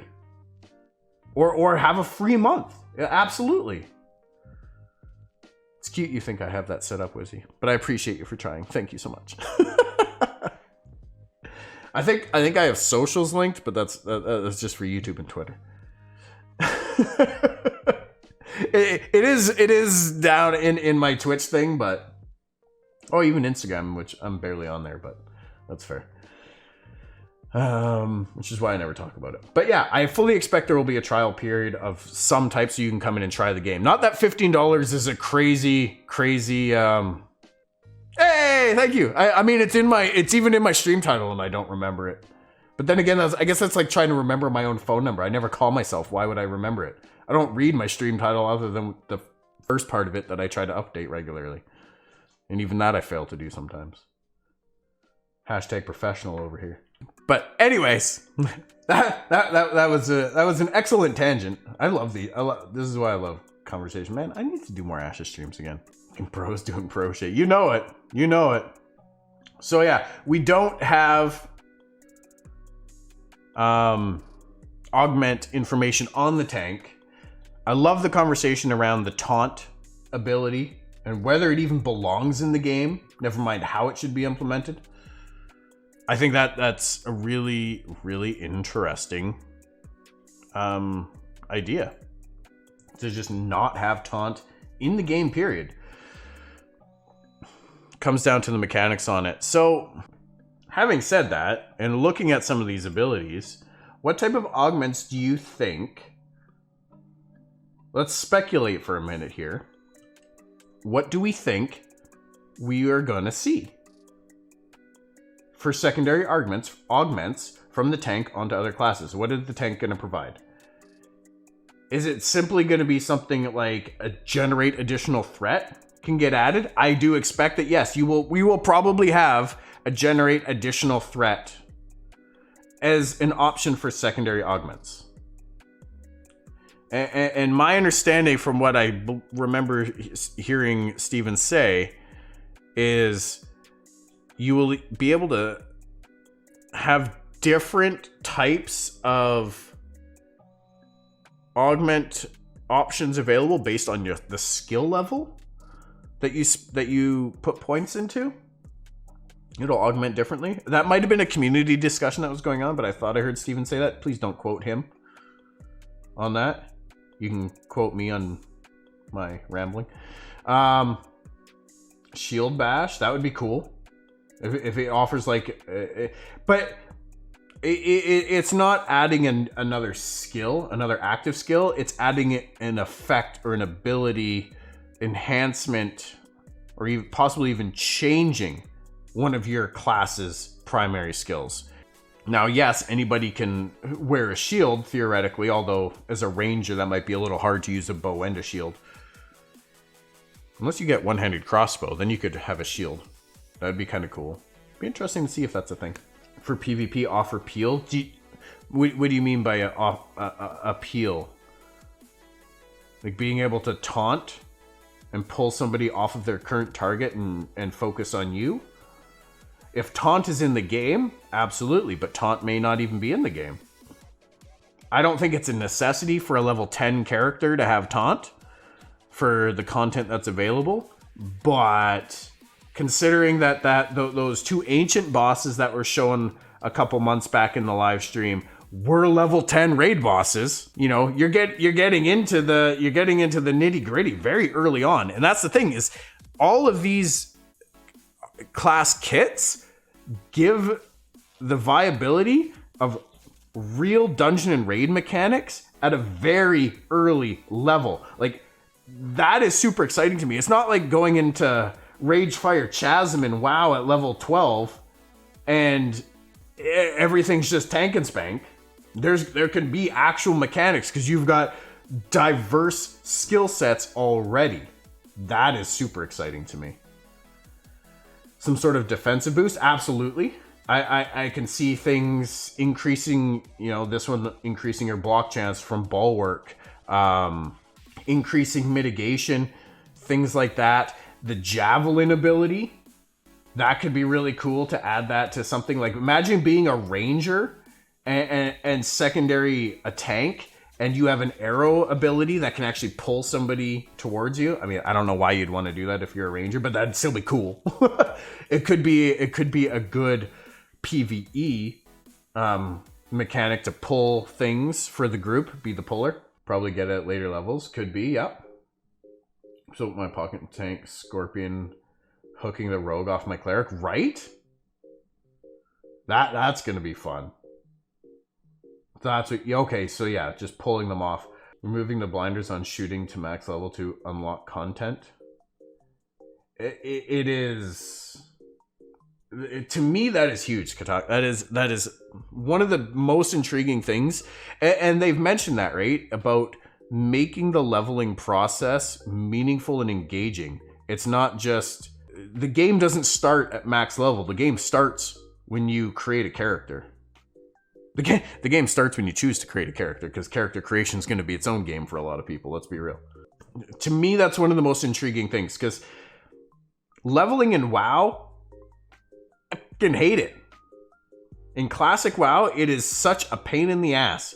I can't get a mount until level 40. Are you kidding me? I have to run my slow ass all over the world to do things, find zones, and move on and get from one spot to another, and it takes 20 minutes just to travel somewhere? What if I've only gotten 2 hours to play that night? Half of my night is spent traveling. That's no fun. That's not progress. That's not experiencing the game. Being able to have meaningful content early throughout the process is super important. And I love that that's going to be a thing. Weapon toss. Now this I can see being a thing. Where sorry, I'm just going to bring this page over for a sec here, so we can look at that. That 40 level jog is rough. Exactly. But thankfully they're going to give us a mount pretty much at the start of the game. I expect there's going to be, when you first zone into your starting area, they've said that there's going to be quest givers there that they strongly encourage you to do. I suspect there's going to be a mount quest there and maybe some early gear quests there. Like, just to get you started and give you bearings. And then you're probably pretty free to venture off into the world to whatever area you choose to develop a node in. So if you want to run with your guild to go and get near a castle right away so you can start building that node up, start building up your guild, gearing it up so that you're ready to take on that castle when everybody's level 50. Big Avenger Shield prop pally. Yes. Yes. Absolutely, Jedi. Absolutely. That is totally going to be a thing. That is totally going to be a thing. The Paladin? Absolutely. Like, I think the Paladin is going to be so incredibly powerful in this game. I really, really do. For a tank and just a really, really hard to kill unit. It's going to be a beast. It is absolutely going to be a beast. And the additional threat generation it will have from being able to heal itself. It's going to be by far the best threat generating class in the game. For sure. Having said that, you know, you could see bleeds come in the form of a rogue secondary augment. We could see summoning an army of something or a few summons next to you with a summoner secondary augment so that you have other things hitting, other pets hitting the target to do extra damage or to be able to distract the boss from hitting you for a brief moment, potentially. You know, like what if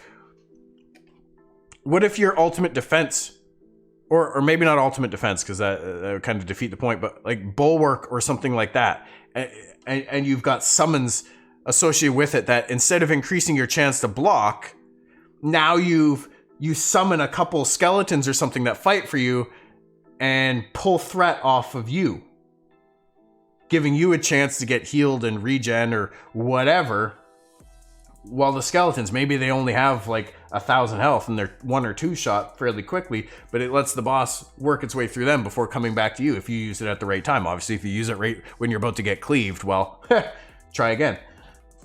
Wipe it up. The clusterfuck is going to be launched trying to hit the beginning quest hub. Yeah. I don't think I've ever been on a launch of an MMO. So I haven't personally experienced that, but I'm definitely excited for it. It should be pretty lit. It's going to be a mess. 100% it's going to be a mess. Especially if you get on one of those servers where one of the big streamers pops on. Because you know that their community is going to be following them every fucking where. Not to mention their haters are probably going to be following, trying to fuck with them and just kill them, PK them the whole time. Oh yeah. Absolutely. And you know, I think Intrepid is smart enough that they will expect that to an extent. Whether or not they are able to do anything about it is a whole other story, of course. But I do expect that they will expect it, you know? They're smart. They've been around. They're a group of us. just with a lot more skill and means to make this dream game happen.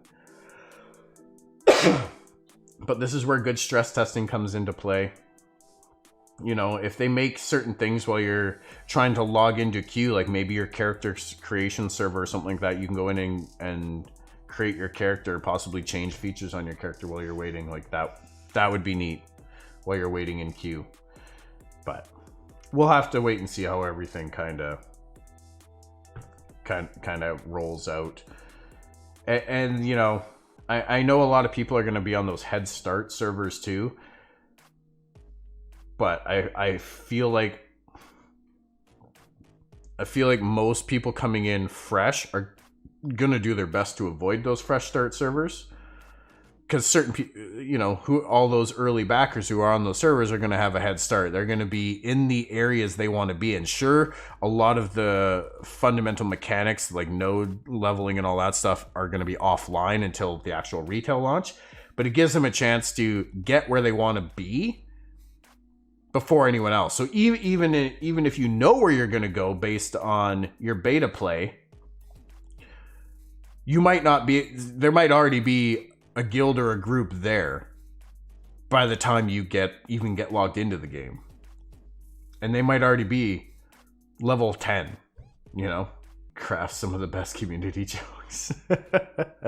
Yeah, well, we'll have to see. We'll have to see. Definitely it'll be one of those things where I am taking a week, maybe 2 off of work.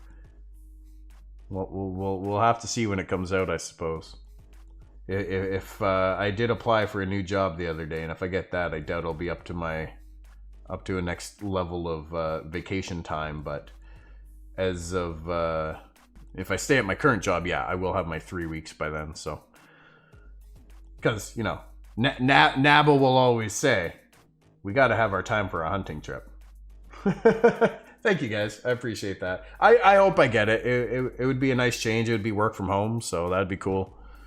And a nice change of pace and a little bit more monies, a little bit better benefits. So, you know, in case my kid gets punched in the mouth, I'd have dental for him. I see mitigation being a big theme, or threat generation being a big theme with the tank's augment type abilities.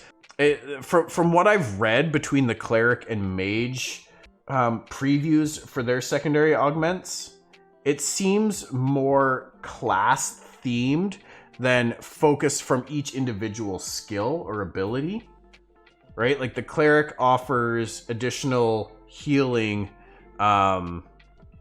or if you go to death, because they are essentially controllers of life, the life side of essence. If you go to the death side, you can summon the skeletons and things like that, assuming you're a summoner, or you would be able to cause more holy or death-based damage, I guess. Spell resistance reflection, absolutely, that could be a thing. Spell reflection would be insane. Imagine you had like a 3% chance to reflect any spell cast on you on like a 10-second internal cooldown. Like that could be insane. After Friday, I'm on leave until 6/1, going to full no life to the no NDA A1 test. Thanks to my 10-month-old son for getting me. Oh damn. Okay, is everything okay with your son? I hope. But I'm jealous of being able to get off and no life for a couple months, as well as having that Alpha 1 normal family bonding. Okay, that's awesome. I'm very jealous of that. So are you going to be streaming that? I feel like I'm going to be recording if I don't get the access by then. I'm going to be recording other people's streams just so I have content to talk about. I'll get their approval and they're okay at first, of course. But yeah, or an ability with a 30-second, 1-minute cooldown. It won't be a new ability. It'll be an augment of your current ability. So I can see that depending on what your primary ability is, that yes, you could increase your resistances or even have a spell reflect shield come up that maybe it's good for one shield and it sits on you for a little bit or something. Yeah, I can definitely see something like that, and I think it would be really fun to have. Except I doubt I will bond with him. That's fair. I appreciate that, Dread. I mean, if they open up, I'm going for it. I'm not going to lie, though. My push, and my push since long before they talked about Alpha 1 NDA, no NDA access, my push has always been to be an official content creator for Ashes. So, and I know that the official content creators will be getting the non-NDA access by default. Or so they've said. So I'm just waiting for that program to be revitalized and relaunched out so I can apply. And hopefully get it.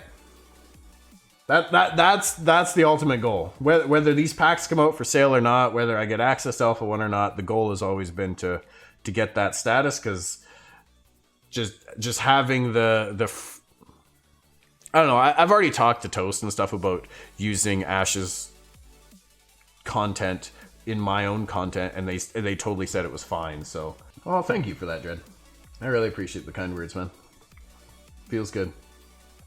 Feels good. But yeah, I don't see why not. I know consistency is a big thing, and I haven't exactly been consistent with my Twitch streams for doing Ashes, but I'm very consistent on the YouTube channel with doing them, because that's one of my goals this year, is to push that channel up. Working towards the goals, working towards the goals, but it's fun. That's what we do. All right. So I really like the tank. I'm gonna kind of close off the tank, and we'll jump into the mage for a little bit here as well, because we got time. And so I want to thinking about the tank down the road as we, level 20, 30, 40, 50, growing up. As your tank grows up, what do you want? What are we missing? We talked about the taunt, and I really like that wasn't my idea, that you guys took that and broke the mold with it, and that there might not even need to be a taunt in the game, and that it would actually be cool if there wasn't, because it puts a lot more player agency on it. And I mean, let's be realistic. Just because you yell something doesn't mean, unless it's a total meathead of a monster that is easily offended because it's just some super snowflake monster or whatever, you're not going to pull its attention off its current target just by yelling obscenities at it, right? I mean, call me crazy, I don't know what else a taunt would be. Making rude gestures at an animal's back is not going to insinuate it to come and attack you because it doesn't see it. Oh, thanks, Rizzy. I try not to just copy what everyone else is doing, and it's been very hard, I'm not gonna lie, to try and think outside the box. It was at first. Now I feel like I've just kind of found my groove with just being me and weird. So now generating the content is still a challenge for me, but doing something a little bit different was easy, because I've never been the person to just follow the crowd. That's not my jam. Only works on content creators themselves, not monsters. Exactly, right? Exactly. I mean, if somebody called me Asmonbald, I'm not going to turn and start shouting obscenities at them. But I don't know, there's enough Karens in the world that don't know how to let things go. This is true. This is true. But I mean, if I'm sitting there stuffing my face with a burger cake and someone's gonna run by and start shouting obscenities at me, then I'm just gonna finish my fucking burger cake. Maybe then I'll probably just flip them off in the process and carry on with my day. Here's the thing. When it comes to real world, anyway, there's 7 billion people in the world. You're gonna let one person ruin your day? Fuck off. I got time for that shit. Now I'll be sitting there like I was today at work, soldering a fucking bulkhead connector and trying to cram 9 wires into a solder cup that's supposed to fit 1 wire. That infuriates me, and I was about ready to hurl that damn thing across the room, but I'm totally a Karen. I'm holding on to that offense. There we go. Can't wait for you to make that burger cake. Hey, maybe we'll make that maybe I'll do a video on it. Just for something on the side. It'll be a comedy thing. No, but you're going to let me lose enjoyment in my fucking burger cake? Right? I mean, burger cakes have to be a thing. So here we go. A burger cake. This is a great one. It's like legit just a bunch of pancakes and icing. Now, I wouldn't use fondant because fuck fondant. I don't like that shit. Nobody actually eats that crap, right? When you get a wedding cake covered in fondant, then you just peel that shit off and eat the juicy insides, you know? Bake that lady a cake right now. I should bake her a cake. I absolutely should bake her a cake. She deserves it. I should. Just for the sake of it. Maybe next week. That'll be a thing. Fondant, nobody likes that shit. Yes, it's cool because you can decorate with it and it holds its form without dripping and drooping and running and whatever, but you have a friend that makes custom cakes like this? Oh yes. Yes. You definitely got to get one. Like, I mean, let's be realistic. Mine's going to look like this. Like this one, this looks like someone went down to fucking 7-Eleven, grabbed a bunch of nacho cheese and just squirted it between a bunch of cake. Fucking nasty. That's what mine would look like. That's what mine would look like. Yeah, but maybe next week. Why not? I'm not promising it's going to be a burger cake. I'm not promising it's going to be a burger cake, but maybe we'll make a cake next week. Next time I'd still eat this, absolutely. I mean, everybody likes food that looks good, right? We all know that grocery stores only put food on the shelves that looks good. If it doesn't look good, it gets tossed. Like, so much fucking food waste. At least in North America, that's the thing. I don't care that it looks like shit. In 5 seconds, that thing's gonna be gone anyway. Not the whole cake, but a bite, right? I'm not that crazy. I can eat a cake fast, but I'm not that crazy. I'm not eating that thing right away. Or in 5 seconds flat. But I'd absolutely still eat that. If it tastes good, I'll devour that damn thing. Granted, looking at these layers, I don't know, does this even look like cake? Like, it almost looks like a patty to me, which if it is actually cake, kudos, because it's a burger cake. I guess it's supposed to look like a patty, but it looks like that trifle that you guys ever see that Friends episode where Rachel made a trifle and it just had like all the foods in it and it sounded like the most disgusting thing in the world. That's what this reminds me of. In-N-Out. I've heard of In-N-Out Burger. I don't think we have any here.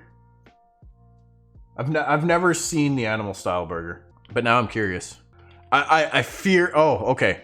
If it wasn't this early in Google, I would be really afraid of what I'm about to see. But being that it's the first thing, I'm gonna assume that. Oh man. Okay. I can get that. I can get on this. Damn. The tastiest ones are the messiest ones. That's true. That is true. I eat like a savage. Face to cake and hot cake on fork to face. I've always wanted to just face plant a cake. I've always wanted to do that.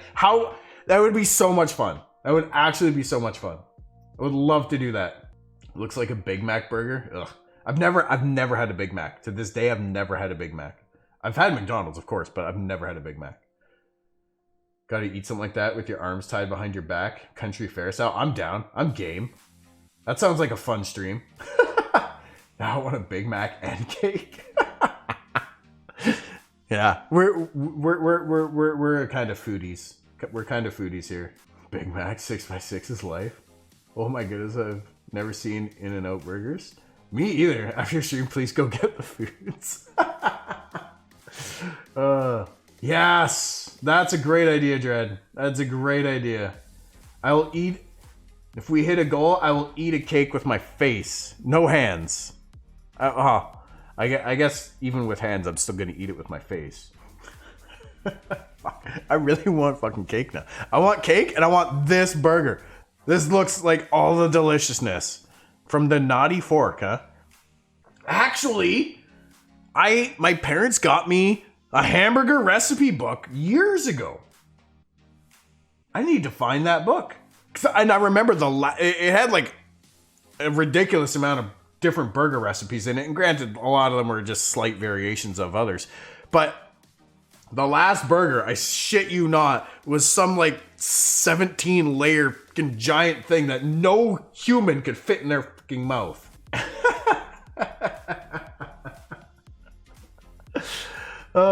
Yeah, I swear, like, I would eat all the foods if I could.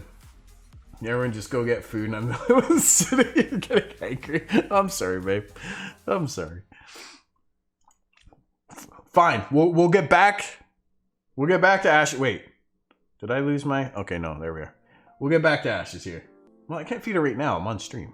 We'll feed it later. We've got cupcakes, right? Right? We've got cupcakes. We do have cupcakes upstairs right now. We've got ones that were given to us on Valentine's Day by an anonymous person. And we've got some homemade ones that Lady Tilt herself baked. And they're very delicious. And we've got frosting still. So, when I'm off stream, we're going to chow down on some cupcakes. What do you mean, no we don't? Excuse you? What is this? Did you guys, like... If you go back and replay, can you see the exact moment that my heart broke? Let me know. Clip that. Half Tilt's heart literally gets broken. I was at work. Oh my. Oh my. Guys, I'm sorry. I gotta go. I gotta go. I'm sorry.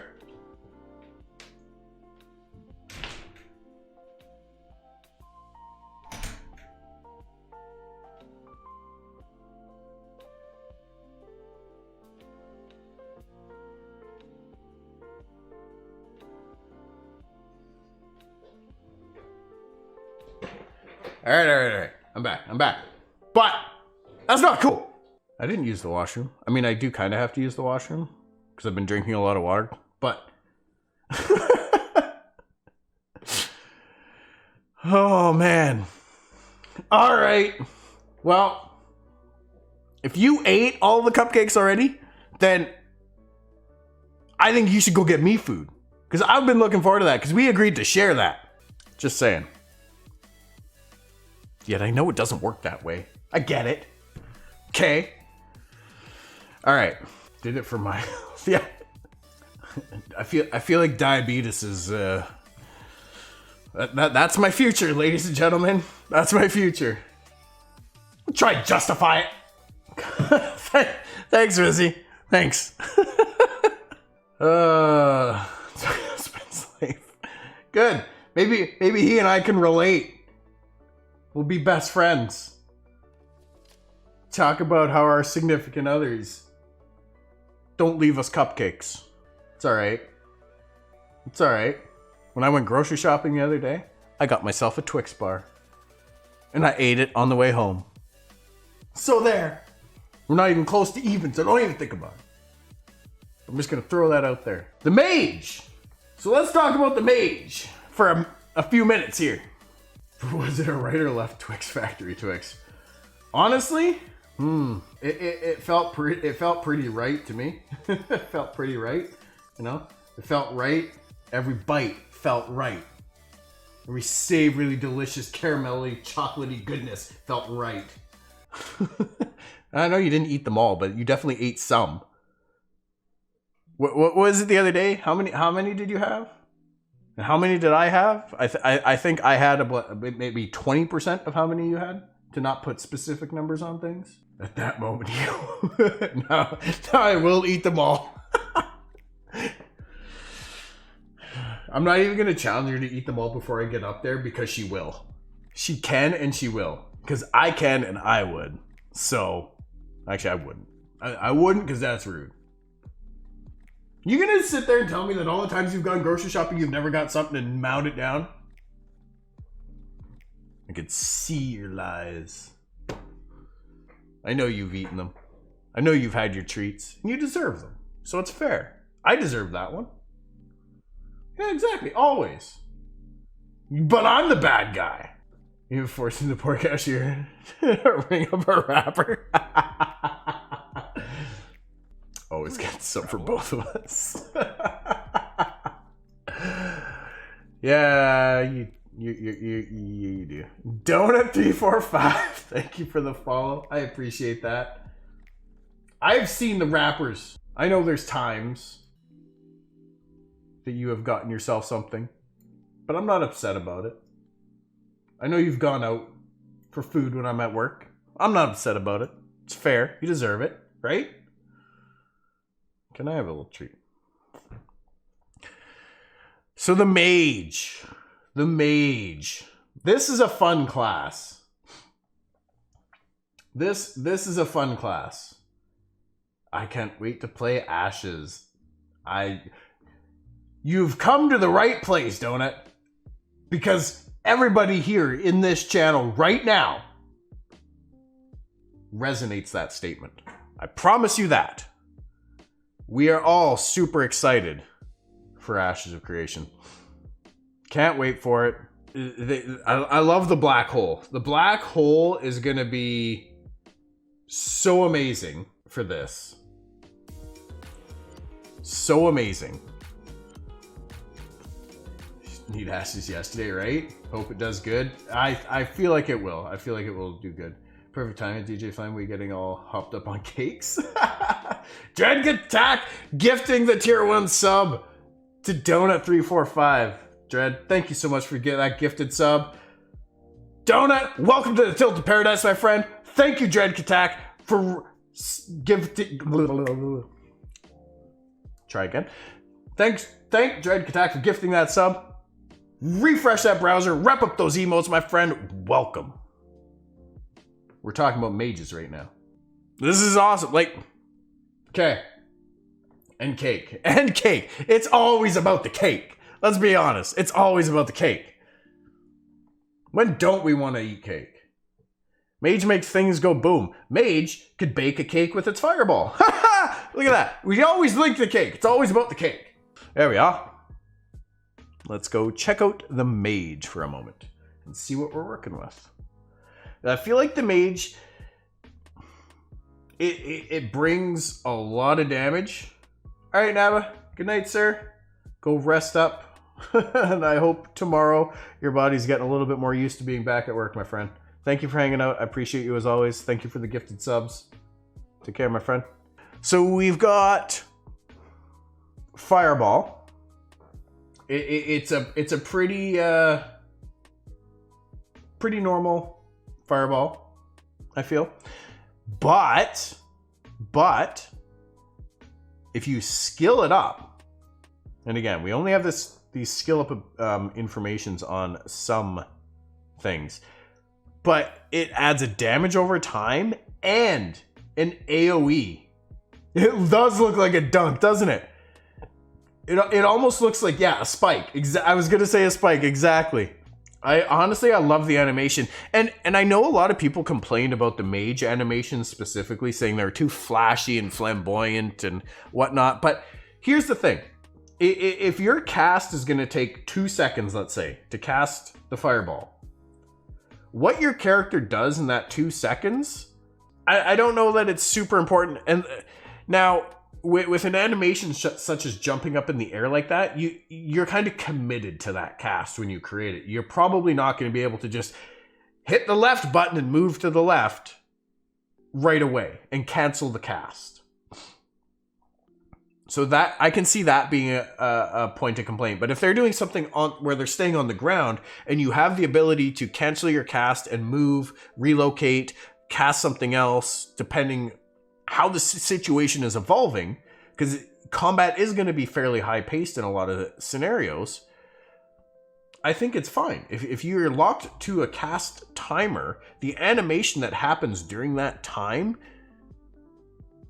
is kind of irrelevant if you can cancel it and do something else. So the jump animation, as cool as it looks, I love the spike or the dunk, it can lock, I can see it locking you into that cast, and that I can see being problematic and a point of contention for some people. Something, where's another one here? There was a couple others, I think, that were, see, it looks like all of them are, a lot of their abilities are kind of jumping. Prismatic Beam's channeled, so that's fine. Maybe they already toned them down and updated this? Or was it the Fireball? But they seem relatively quick enough, right? Like, this is not a long cast time. For something as powerful as what Black Hole is, that is not a long cast time at all. It's actually really fast. So I don't really see too much issue with the animations, personally. The only thing would be is, yes, if you're in the air, you're not going to be able to just move. They haven't updated the animation yet? Okay. Because I remember a lot of people complaining about it, saying it was too flashy and all that, but I don't think flashy is the concern. But I love this Fireball ability. So the Mage gets a lot of damage by level 10, which you would expect. Power Shocking, Lightning Bolts shoots an electrifying beam that damages enemies in a line. So it's kind of like an AoE for anything that's in a line in front of you. But as it gets stronger, you'll be able to knock down enemies and chain to additional foes. That's pretty damn powerful. That is really, really powerful, actually. All right, Donut, take care, my friend. Thank you for stopping by. I appreciate the follow. And we'll catch you in the near future, I hope. Take care. Steven had a comment on one of the animation posts that say Fireball is getting reworked to tone down the spike. Yeah, I remember that. I think there was a lot of feedback on that front. Which, I mean, I love the look of it. I love that look of that animation. Like, it looks like an epic fireball, not just sitting there casting your Kamehameha fireball, you know? Black Hole. This is going to be huge for that AoE leveling strategy I was talking about before between the tank and the cleric, because you're going to be able to pool your monsters up into a group, which is going to make threat generation so much easier for your tank. And then you'll be able to do things like, if you spec into Fireball, do AoE damage while focusing a single target, which is where the tank is going to excel as well, causing a minimal AoE threat with a heightened threat on a single target. So you'll be able to summon foes in slowly, and when you level it up, you're going to be able to increase the pull strength as well as the radius. Eventually adds explosive area damage at the end of the pull. Now that's really cool. Yep, Black Hole into the Lightning Bolt or the Prismatic Beam. Totally gonna be nuts.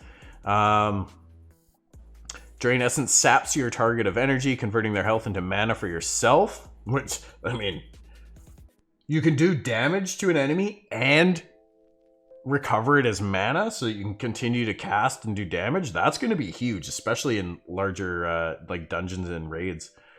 Developing your Drain Essence will increase its damage and mana conversion percentage, even allow you to deplete targets near to your foe. Ooh, a little bit of AoE to it.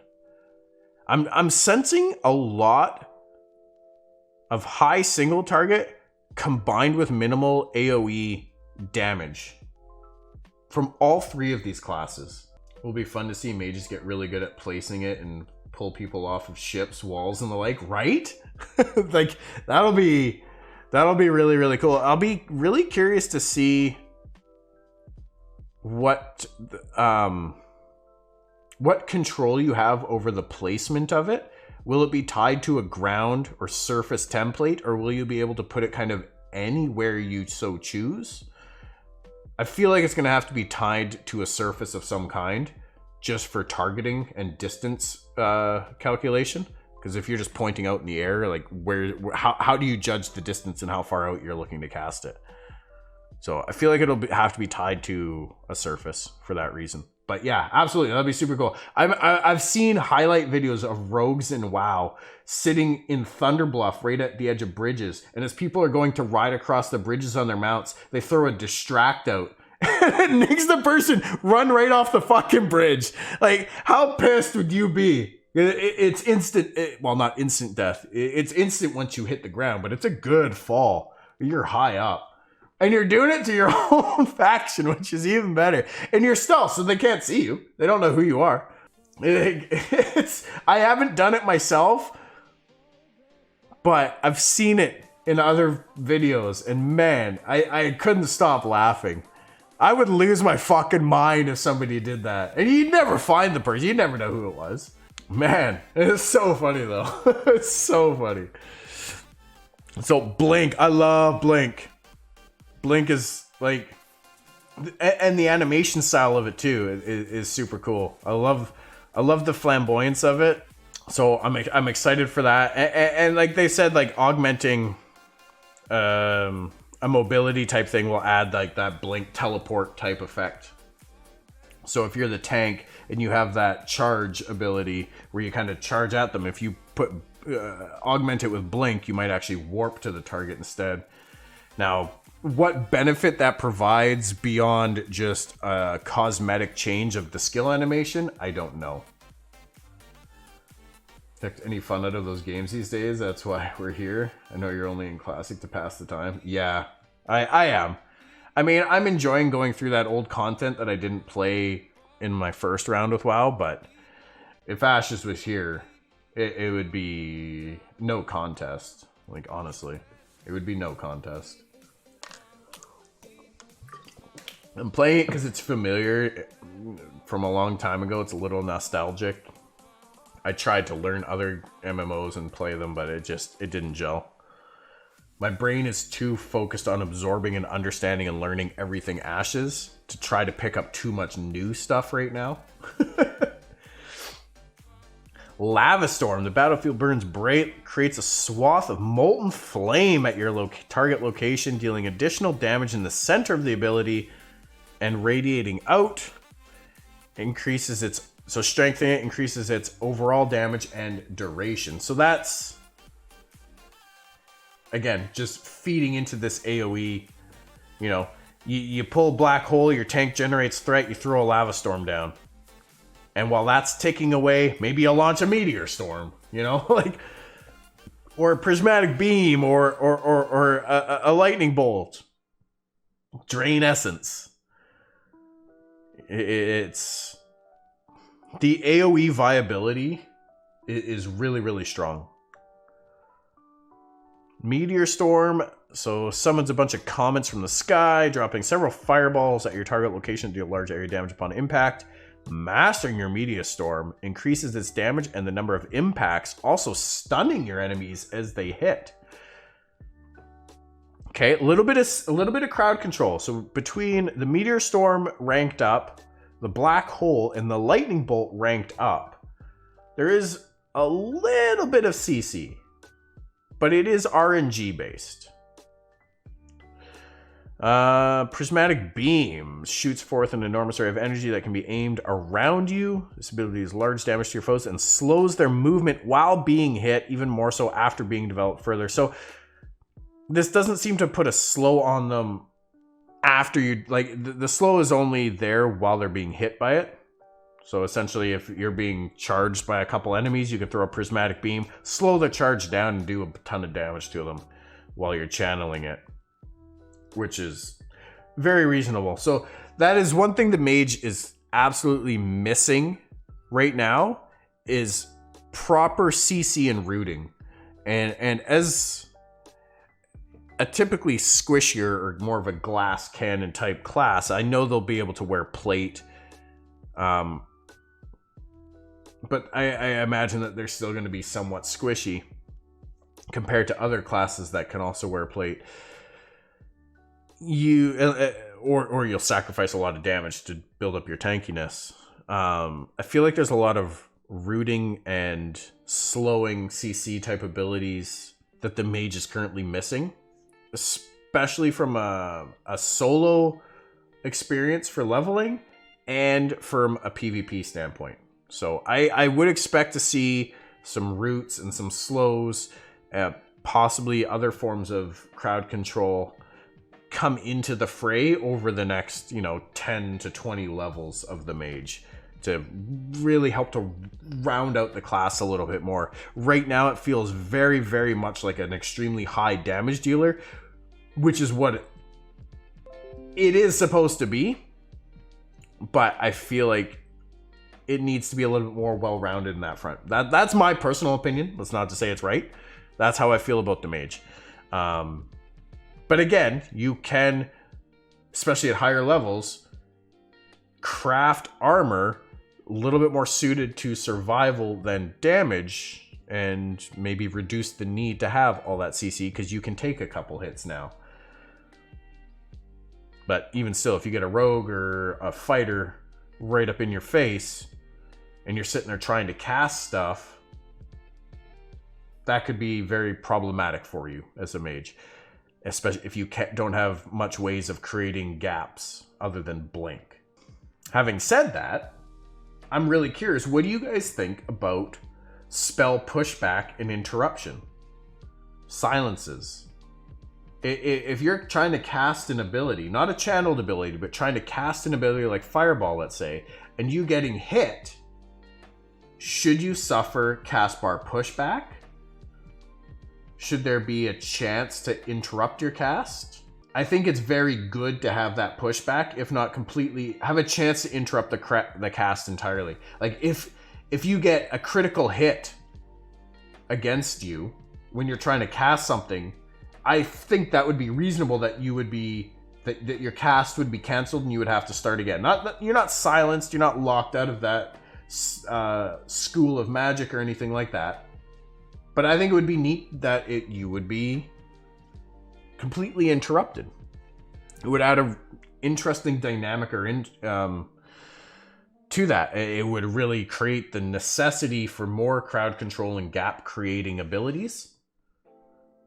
Chance to interrupt with ways the mage can mitigate it, protect against that, akin to concentration and Pathfinder D. Yes. Either through a stat, which, like say adding 10 of this stat increases your chance to resist spell pushback by 1%, something like that. Or a passive ability that gives you that same idea. And the more you spend your skill points on that passive up to a certain level, you can completely mitigate that chance to interrupt or the pushback entirely. I think something like that, where you have to make a decision to spec that way. So if you're going to take the play of running plate and speccing into basically more survival than damage, you're probably going to want to also spec into the mitigating the interrupt and spell pushback as much as you can, so that you can sit there, take a couple hits, and continue to cast. That would synergize very well. Whereas if you're squishier and you're focusing more on just pure raw damage output, you might not take that because your entire playstyle is about avoiding getting hit in the first place.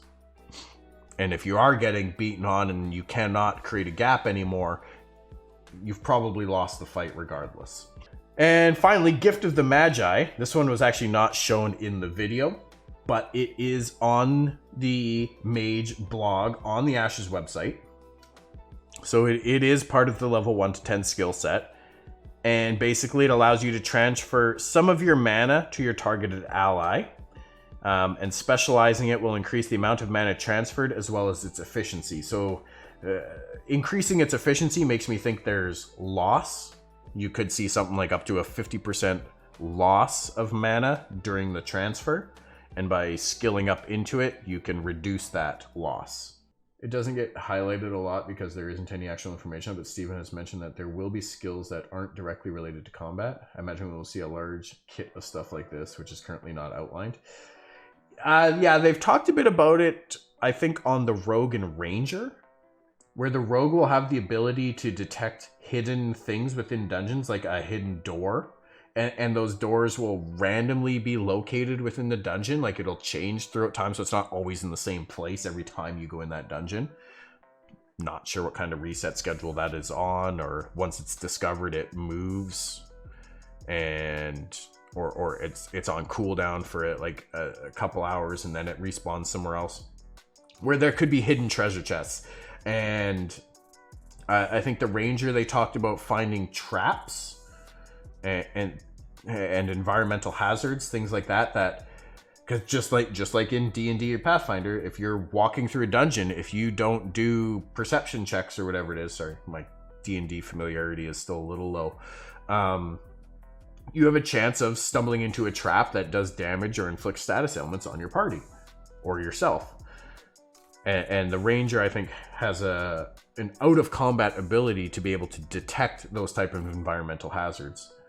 So, yeah, I expect we'll see. And I think Steven said that that's going to be something that will be with all classes. They will all have something like that bring viability to having them out of combat in your group, as well as combat abilities and relevance in your group, which I love. I no idea if something like that will be augmentable, but if there's something unique like that for all classes, it really, especially if you're just dungeon running with 8 people, it really stresses the importance of having one of each main archetype there, so that it incentivizes people to play more of a diverse group as a whole community. I mean, in the end, most people are going to play whatever they want to play. There will be a few people that play something out of demand of the guild or out of request of their guild to fulfill a certain role that might be lacking because nobody else wants to play it. And they'll be like, hey, I don't really mind playing that class, so I will play it for this. But, I mean, leveling a class in Ashes is not going to be any small endeavor. That's a commitment. At 40 hours of playtime, or was it 40 hours? No, sorry, 40 days or something like that. Like 6 hours. I can't remember the exact thing, but it is expected to take, a few months to level for an above average amount of play. It's no small commitment to leveling up a class in this game. And they have said that boosting and that sort of stuff won't be allowed or an option. There will be a mentor program. We'll have to wait and see exactly what that entails and how that might impact the leveling experience. But I think that's more about introducing people to the game and helping them with stuff to understand the game than it is to help them level up. Because as we talked about earlier, the leveling experience is going to be meaningful, and there's going to be meaningful content throughout the leveling experience. So there's not a need or desire as much to just blow through it all. And based on what node you level up in, what area of the world you level up in, that leveling experience could be entirely different from one character to another, unless you do them all in the same area every single time. But we'll have to see. So yeah, I mean, I really like where the mage is going. I think it does offer a lot of damage and party viability up front, but I do hope to see some more CC out of it. Also, in terms of available augments, we do have a little bit of information. Mages will offer 4 elemental schools of augmentation, such as teleportation, fire, frost, and lightning, or electrical. Say, for instance, I'm a ranger that has a charge bolt ability as my primary active skill, and I've chosen Mage as my secondary and applied the elemental to it. I now have a frost charge bolt, and if I fire the frost bolt and hit a target, they may be freezing for a period of time as a debuff, and that might slow their speed. If a wizard applies a nuke on a target, and that nuke is a frost-based nuke, those 2 stacking elements might then either further snare, slow the target, or paralyze and freeze the target. So there are combination out effects that build up. Primary, secondary, and some ancillary effect occurs when those are combined. So this first section here is exactly why I'm leaning heavily towards a Scion as my main character.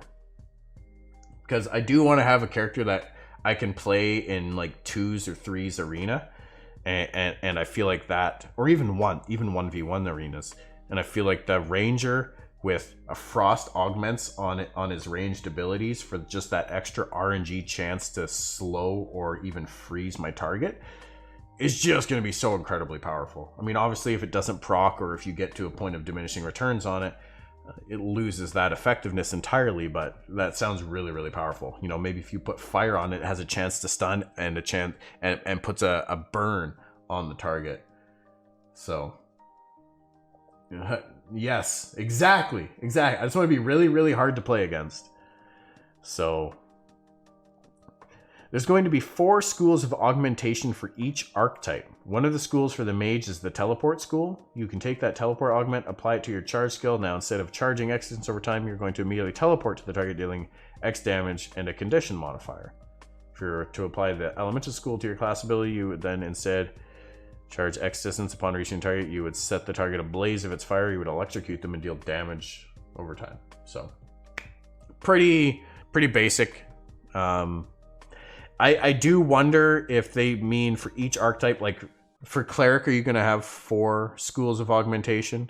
For Tank, are you going to have 4 schools of augmentation? For Bard, are you going to have 4 schools of augmentation to choose from, right? So if despite what my main archetype is, whatever secondary I choose, are there going to be 4 schools that I can choose from for each of my abilities?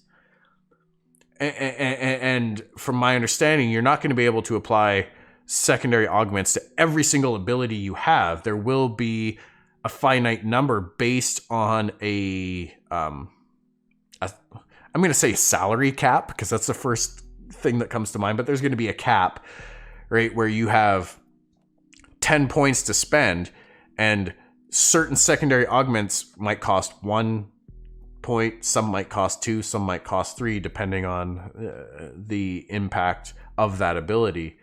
And you have 10 total points to work with. Those numbers are not Ash's numbers. Those are just for example, but that is absolutely a possibility that's what we might see. Dude, it didn't work out for Mulder.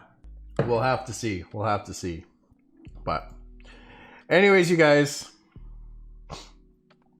I think I'm going to call it a night here. I am getting tired. This was a bonus stream tonight. Really, really excited. I need to go check on her and feed her and love her and all the good things. So super, super excited, you guys. Coffee, Dread, Ventharian, everybody who gifted subs tonight, everybody who showed some love, everybody who hung out.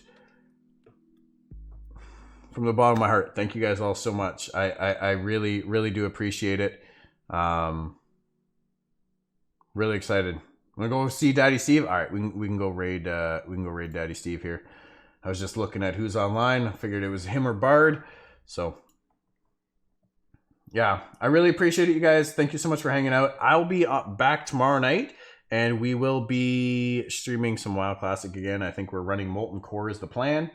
I think we're seeing a lot of fun. I'm glad to see you live and here outside of Pathfinder. Right? So I hope to do this a little bit more often. I'll be honest. I want to try and do these extra streams a little bit more often. But yeah, have a great night, everyone. Thank you so much, and we'll see you again soon. Take care. Stay safe. Let's go give Daddy Steve some half tilt love.